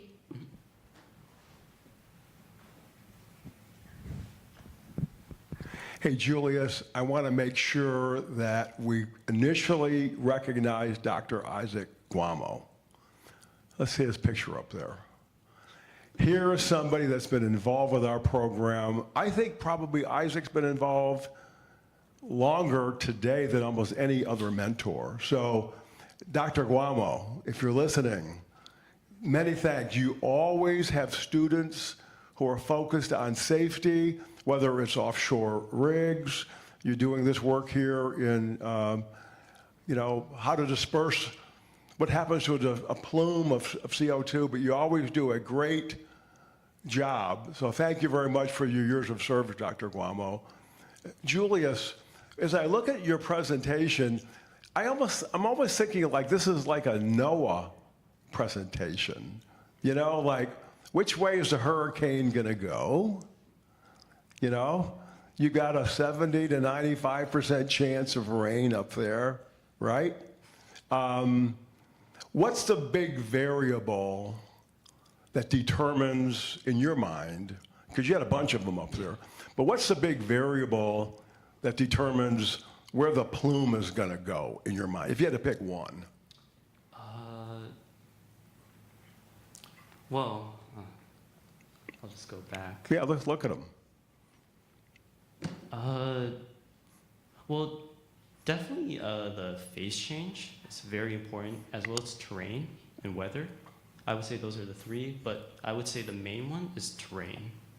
Because terrain conditions can really account for how turbulence is accounted for, how a plume can move, because there are many case studies that investigate plume movement in buildings, because of in urban, rural, suburban landscapes.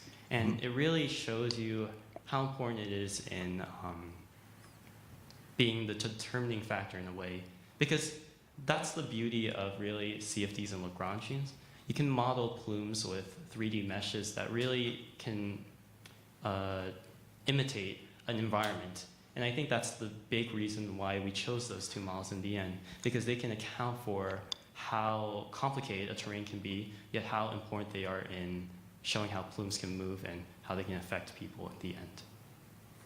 Does it surprise you that some of these methods are not open source? I mean, you showed us that some of these things are open source, but others are sort of proprietary. So only one of them is. So is there, from a safety perspective, is there a need? Where's our policy lady who gave the great policy on power? Is there a policy issue here that should make more of these types of models available to the public, or what's your thoughts about that? I think definitely, because it's definitely a big consideration when a lot of lives are at risk, and it's very important to consider that. As well as, I think if we are to make open source software, we have to make them at very comparable quality, and there should be incentives towards making an open source software compared to a commercial one, especially in the long term. Thank you, Julius.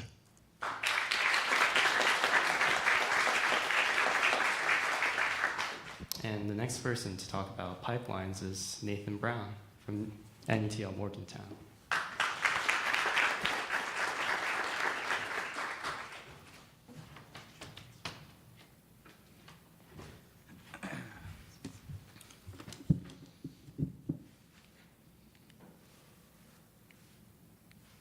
There we go. Cool.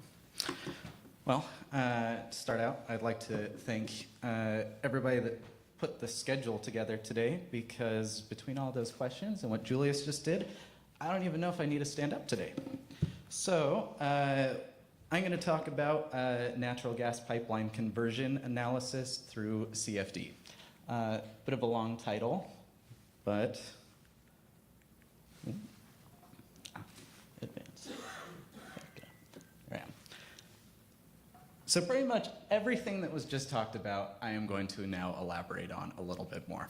So we have a very extensive natural gas pipeline network throughout North America. Each of these lines that you can see in that view over there is a model, a shapefile model, I'll get into that later, detailing an existing natural gas pipeline.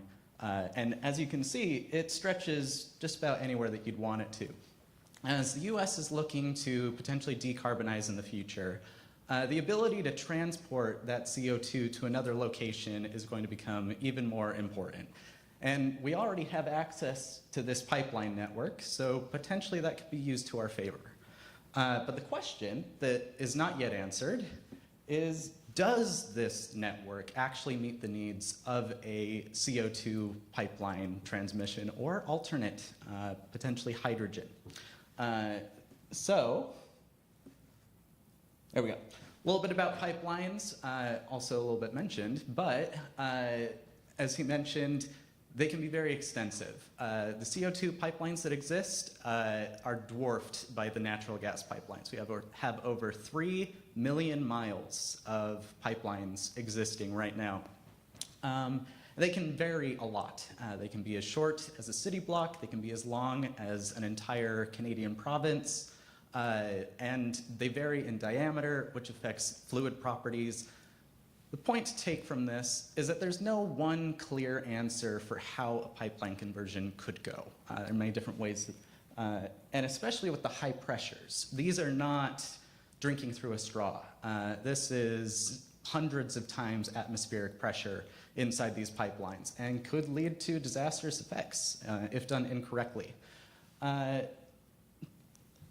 Methane is the primary component of natural gas, and I have some fluid properties here for everyone to look at. Our alternative fluids are carbon dioxide and hydrogen gas. And each one comes with some benefits and drawbacks. The molecule for carbon dioxide is much larger than methane. The weight is a lot higher, which leads to a higher viscosity. And for hydrogen, we have the opposite effect. It's smaller, it's lighter, it's easier to move, but both of these do still come with their own challenges. They're not just a one-to-one swap out. Carbon dioxide is more viscous, kind of like trying to drink honey through a straw compared to water. It takes more effort, higher pressures, it's more costly. Also, depending on how you're going to do it and which phase it is, it could be almost as dense as water, depending on where you're going to do it. The CO2 pipelines that were just mentioned are near that density, so it takes a lot of energy to move it. For hydrogen, you have a unique problem.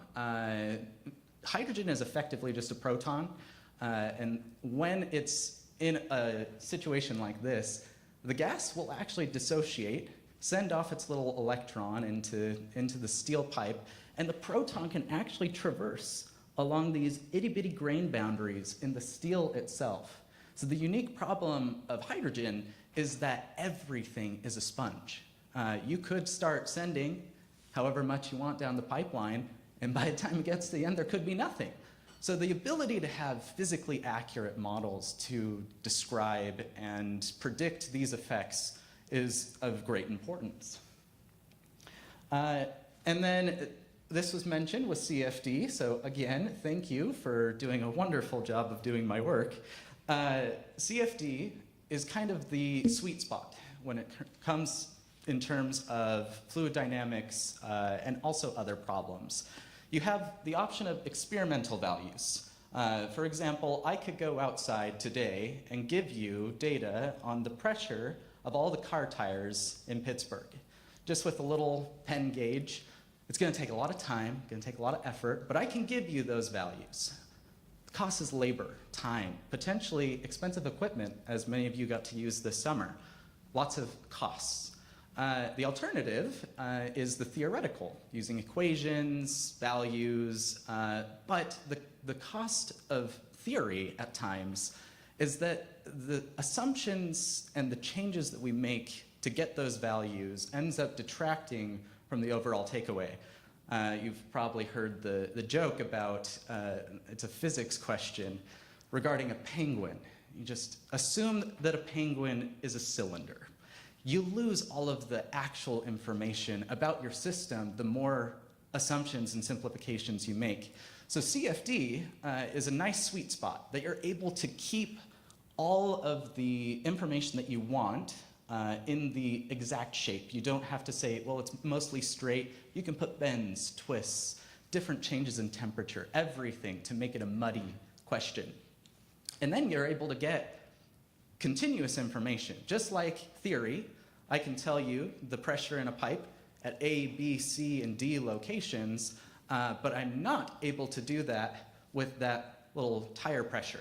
I can tell you what the gauge pressure is at location A and B, but I won't be able to tell you C. I haven't tested it there. With CFD, you're able to get answers anywhere, any question you want, as long as you have an equation to model it.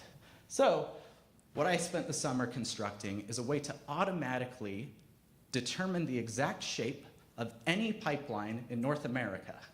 A little ambitious, but that's what the goal was. So given a shapefile, one of those, if I back up real quick, given any one of these little lines, I'm able to run it through this system, and it's able to extract the diameter. It's able to extract the locations. It's able to convert it into a reference frame that's understandable by CFD. It's able to create meshes. It's able to pull together just about anything. If you want to identify the location of a top-off spot, a compressor station, you can put that in. You can set values. You can adjust it. If somebody knew that they had a leak, which God forbid that there's a leak in one of these things, but if there was, you'd be able to model anything. Automatically taken care of with this. And it's able to then produce it, and according to standards, mind you. It follows the rules of the law. And it puts it and automatically creates, thank you for introducing OpenFOAM, an OpenFOAM mesh that perfectly models that pipeline. You're able to select the parameters. How resolved do you want to be? How accurate? How precise? What locations do you care about? And it will automatically create this and use it for OpenFOAM. And with that, the options are limitless. It could be used for the chemical aspects, physical, throw in some temperature, what happens to the strain? All of these questions taken care of, kind of the unanswereds. This is an example. This is the 5P gas pipeline in Adrian, New York. The shape that you see here is the path as it's cutting through this town, has a little bit of a valley down there. After running my program, that is what comes out. And forgive me for the little bit of a discrepancy. It was really hard to manipulate the shape in the software that I was using. It does match. I'm just really bad at putting the two over each other. This can be done to any of the over 25,000 pipelines that are stored in the database that I was using. And then you can throw it in for whatever model you want to have. And then the potential insights, how much are you actually able to get to the other side? What's the max flow rate through your pipe if you're going to convert it to hydrogen, CO2, helium if you want to? Any fluid, you're able to swap it over. And particularly in the case of hydrogen, I think for the economics, it would be useful to know how much can we get there and how much is going to get lost through the pipe itself as the mass loss. Locate pressure drops. Turbulence is a big factor. Just how we have to slow down in our cars when we're taking a big turn, gas has to do the same. Can we identify locations that could be improved? Perhaps we have a natural gas pipeline, takes a sharp turn, but it would work if we're able to take that turn a little bit more gradually. Questions like that can all be identified and give some insight. It's not the answer to everything, but it answers some questions. Now it's not finished. There's still more to do. And these are some of the things that I'd like to continue to work on with it, but I think for now it does pretty well. Any questions?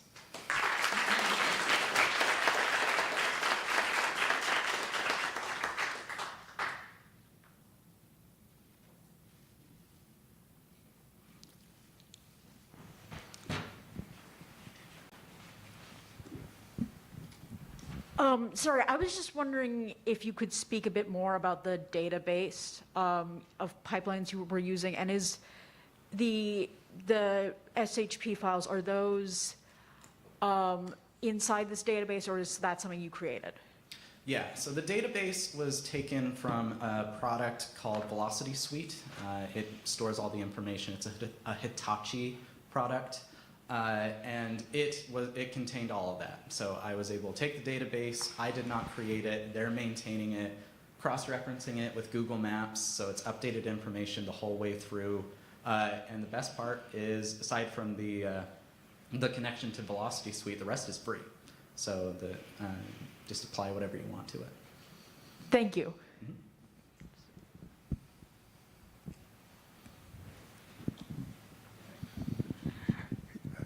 I really like this presentation. You know, the fact that you're able to identify the location of the pipelines, the diameter of pipelines, that's a very powerful database. By the way, it's hard to get access to that information, you know. But now let's play Shark Tank. Okay, let's play Shark Tank. So I'm now an investor, and I want to approach you because you got the database. And I don't want to convert any of these pipelines from natural gas to hydrogen or CO. I don't want to convert them. What I'd like to do is, with your database and my capital, I'd like to approach the companies that own the pipeline to say, look, I want to access your pipeline, and I would like to perform what's called like the Russian doll. I want to do a Russian doll access to the pipeline. And here's what I mean by Russian doll. I want to take the existing 36 or 24 or 48 inch, and I want to lay another pipeline within the pipeline.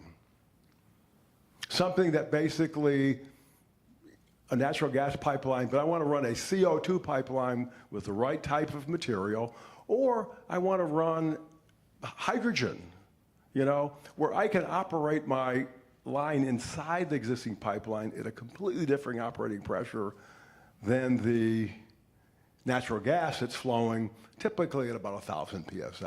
Mm-hmm.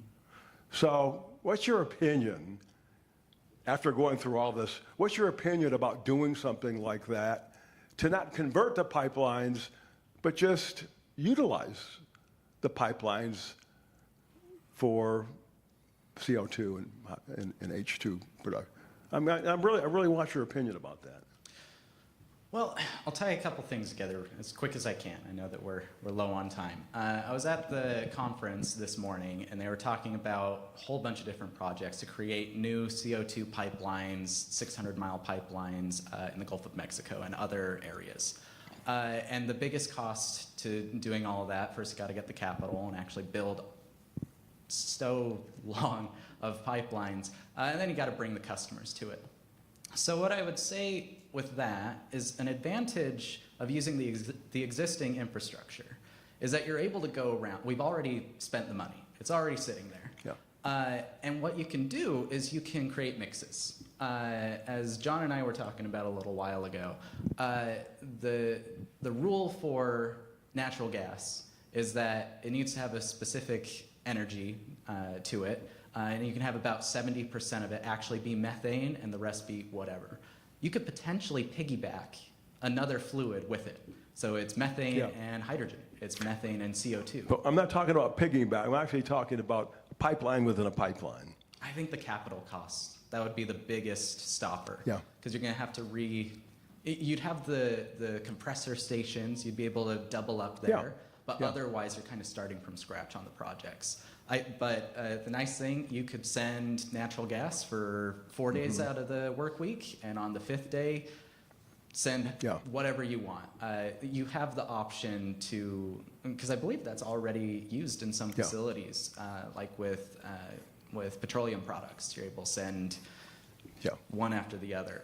So I think that would be the advantage. You could totally use this as a tool to then make an efficient route next to the existing one. But I think that it would be very cost prohibitive. Yeah.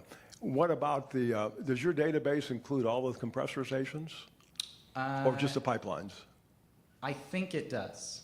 I have not played around with that one as much, but it does include those. I don't think it comes with the information that you would need for the automatic stuff, but it would show where they are. You have to collaborate with the pipeline to get their technical specs.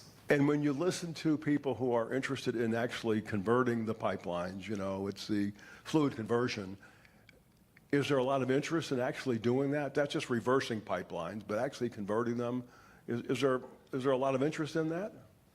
I would say realistically not right now. Right now, companies are making a good profit on moving natural gas. But, as the economic climate changes over the years, potentially it could be, we've already spent millions of dollars building, maintaining, upgrading this facility. Do we actually just want to close it down and leave it in the ground?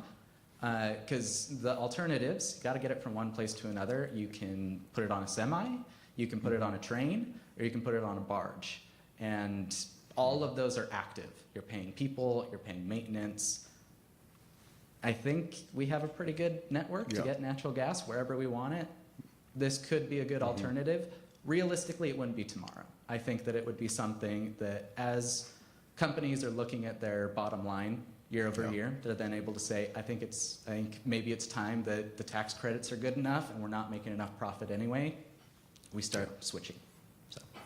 And then the final word, a shout out to John Brewer, because John, you've been involved in the program, and you're always bringing to the forefront these research projects that are outside the basic R&D mode, but it's really to the point to where you could almost put something like this into the financial market. So John, many thanks for your years of service to Mickey Leland. Thank you very much.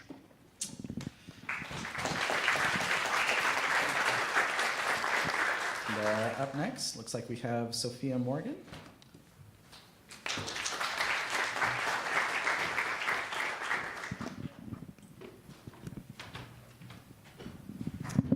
Hello. All right, last presentation of the day, everyone. So let's get into it. All right, so this summer I spent working with my mentors, Dr. Leland and Dr. Yuhua Duan, working to characterize perovskites for high temperature gas sensing applications using machine learning. So a little bit about me first. I attend Wesleyan University, where I'm double majoring in chemistry and computer science. I am a rising senior, so after MLEF, I would love to go and pursue a career in green technologies, whether that be in grad school eventually. And a fun fact about me is that I really love to hike and explore nature, and I just got back from a semester abroad in New Zealand where I did lots of that. So on to the project. So first of all, what exactly is a perovskite? So it has a general ABO3 form, where A and B can generally be pretty much any cation having a positive charge. And they do have a very specific structure as well.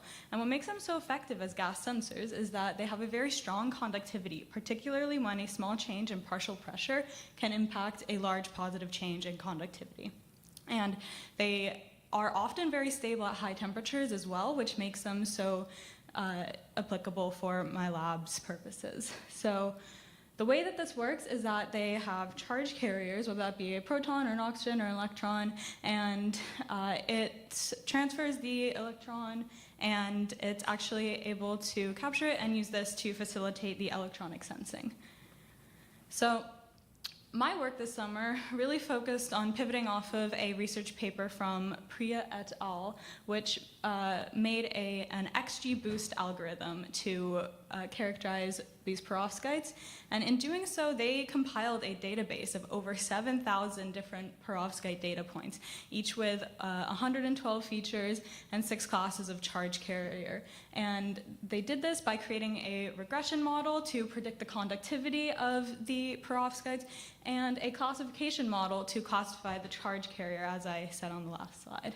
So where I came in all of this is taking this data set that was new to my lab and seeing if it could be used for their purposes by creating 4 other different machine learning methods based on other models, and using these other types of machine learning to see if we can analyze this data set. And so I'm just going to run you through all the different models that I tried using this summer. So first one was the XG boost model, the one that was in that Priya et al. Article. And the way this one works is it takes all your data and it builds decision trees. And at each iteration of the training model, it improves that decision tree and makes it better and better, eventually resulting in a good learner. And on the right here, you can see this is a parity plot for the regression model, and that tells us how close the actual conductivity is to the predicted conductivity of the training model. And over there is for the classification model, it's called a confusion matrix, and it just tells us whether the actual label was the predicted label from the model. And we were able to get some pretty high R-squared values, meaning that this model was pretty successful, as was evidenced as well in the Priya et al. Article, but I also tried 4 other different methods. So next up is random forest, another tree-based method, and this one works by separating the data into random groups, and it builds the trees all the same. However, it doesn't sequentially build upon these trees. They're all separate. And so once all of these trees are built, it aggregates them all, and then hopefully, again, what will result is a good learner. And again, we have these plots on the right. Those I generated for every single model that I built. There's a lot of data and way too much to fit on the slide. So these are, you'll see for every single model that I tested. Moving on to k-nearest neighbors, which is our first graphical method. This one works by actually plotting all of these points on a graph and then using their distance between each point, or a point and its k-nearest neighbors, to measure the similarity between these points and measure which class it should fit in, or how the conductivity compares to the ones around it. And next up, we have support vector machines, which is, again, graphical-based methods similar to k-nearest neighbors, but it plots a hyperplane, which is this line right there, and which is the plane that maximizes the difference between, say, 2 classes of perovskite. And this is the final method, neural networks. This is where I spent the bulk of my time this summer, and I actually built 2 different neural network models. But first, a little bit about how it works is that it tries to mimic the human brain in there being an input layer and an output layer, and a whole network of interconnected, fully connected nodes between each layer in the hidden layers. And you can adjust the number of hidden layers and the number of nodes in each layer as well. And it works to try and simulate the complex relationships between input and output by using mathematical functions to relate each node and passing information that way. And so I created 2 models for this. One, I used the scikit-learn multi-layer perceptron package, and that one was really good. We were able to get some good results. And then, but it is a bit more general. Scikit-learn includes many of the models that I just talked about. I use scikit-learn for all of those, or almost all of those. And then TensorFlow, which is much more specific, much more highly trained to neural networks, and it's very good in processing data, and it's a bit more high level than the scikit-learn Python package. So now I want to move on to that most of the actual work that I actually did was optimizing these models. And the first thing that I want to point out is the importance of data pre-processing, which was actually lacking from the Priya et al. Article. So I went in and investigated how scaling the data, which is pretty standard in data science, would work to affect this model. So I tested scaling over a standard distribution as well as scaling between the minimum and maximum of the data set. And there are a few things that I want to point out about these graphs here. First of all, what they're showing is the loss of information or knowledge of the model as it's training at every iteration or epoch of the model, again, as it's training. So we use these graphs to see if the model is training well or if there's any adjustments that we need to make. And as you can see here, there's a pretty large difference between these 2 graphs. The min-max scalar graph has a large amount of fluctuations, which is really not what we are looking for. Not only is it inconsistent, but it's also extremely unreliable in our models. And so this is not what we are looking for. Something with less fluctuations, definitely a better model, much more reliable and consistent for any of our purposes. And we're also trying to minimize loss as best as possible. So we move forward with the standard scalar with the rest of the models. And further, to optimize these models, I focused on hyperparameter optimization. And if you don't know, when you use a model from Python or from TensorFlow, it has a set of defaults, which are the default, say, learning rate or hidden layer configuration in a neural network model. And so what I did, I tested a whole lot of these hyperparameters and in an effort to optimize these models. And I really did this in a grid search method and paid special attention to these loss versus epoch graphs to see how the model is training and make sure that it's as best as it could be.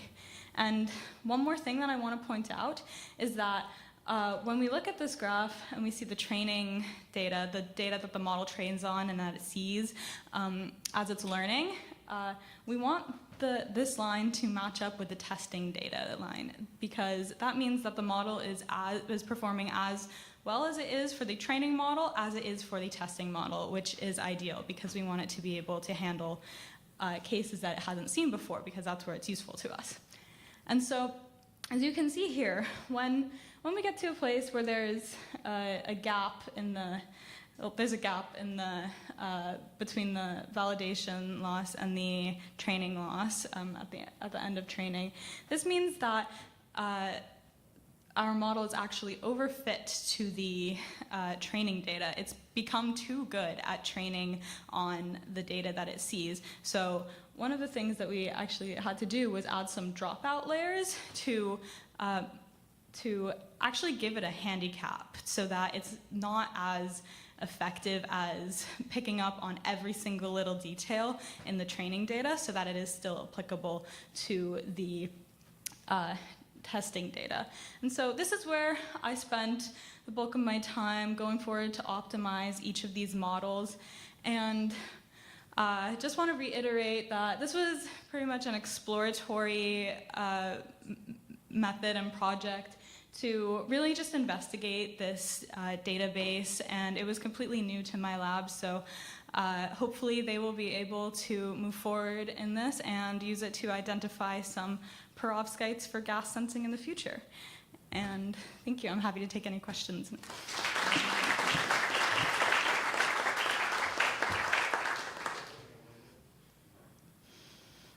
Yeah.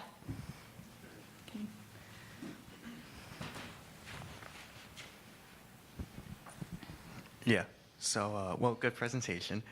So you had a very similar project to mine. I mean, not in terms of like the substance, but more in terms of like the machine learning classification aspect, especially like our process for arriving at kind of the best algorithm.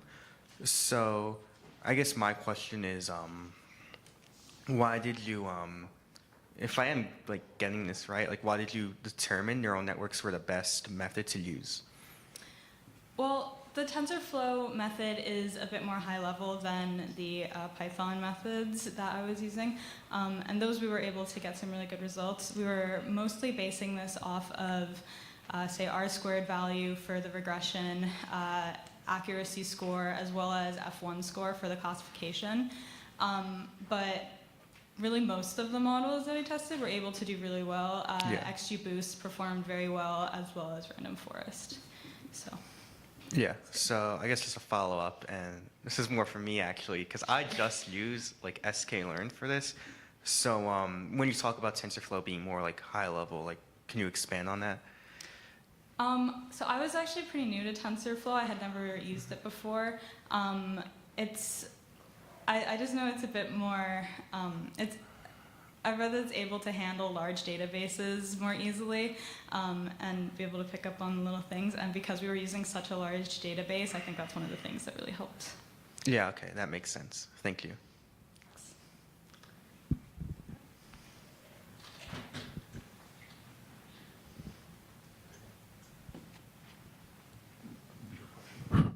So, how big was your database that you was using that you had to use TensorFlow? Because in my research, I used the scikit-learn, so it was kind of fun to see that you use something similar. But how big was your database that you was working with? Yeah, so I just want to say, not to say that it didn't work with scikit-learn, it did, but the database had, I think, maybe 7,200 different data points. And I also want to mention that it's not all individual perovskites. There were perovskites at different conditions that were also listed in there, say different pressures and stuff, which is another reason why this database is just so helpful. But, yeah. Sophia, what I really liked about this presentation was you told everybody first up front, hey, these are the tools I'm going to use. You know, I'm going to use the XGBoost, the nearest neighbor, which is really eigenvectors, the neural networks. You told everybody, these are the tools I'm going to use. And then you told everybody, let me tell you a little bit about the data processing or the data cleaning. So you went through that process, you know, with your standardization, your mid-scalars, but you're working on the data, okay? Then you told everybody about what it is I'm going to drop out. I'm going to optimize this stuff, and there's some stuff that I'm going to just drop out. And if I drop the stuff out, I'm going to make my R-squared go up. So the process that you gave us gives you a result. You could use this virtually on any type of project, but it was a process and the method that you gave us, which I think was very, very, very powerful. So what year are you in? I'm going to be a senior in the fall. Okay, and have you taken any stats courses at all or any machine learning courses at all? A few. Yeah. Double majoring in computer science, so I've put my finger in a bit. Very powerful methodology that you shared with us. I really liked, I think, we've heard several versions of this methodology, machine learning, but I think this one, really clearly shows the steps that you went through, and you're giving people a roadmap. Anybody could take this roadmap now and go do the same thing on another project like this, or and characterize something else. So I was really very pleased with your presentation. Well done. Thank you. Thank you very much.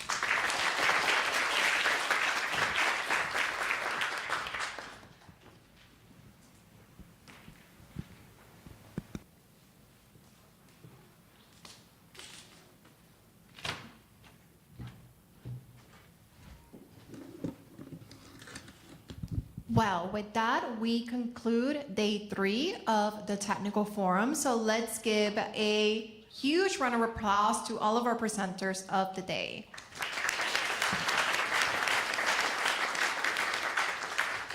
So before you'll go, just a few reminders. Those that are attending the baseball game will walk together as a group. We'll all meet at the first floor at 6 sharp and then start walking towards PNC Park shortly. If you get there a little bit later and don't see us, you can catch up to us on our way to the park. You're welcome to wear your MLEF t-shirt if you want. And then check the bag policy to make sure that you're told that you can bring it in. So the bag policy is on Padlet. For tomorrow, the dress code is business. We'll be taking some photos, so I want you all to look really, really nice. And before we go, does anyone have any questions? Yes? If we're presenting tomorrow, are we allowed to do the whole, like, get a look at The podium, yes, we'll do that right before we finish for the day. So anyone that wants to do podium check today for their presentations tomorrow can do it right after this. Any other questions? Awesome. Well, enjoy your evening. I will see most of you at 6 for the game. Thank you, everyone.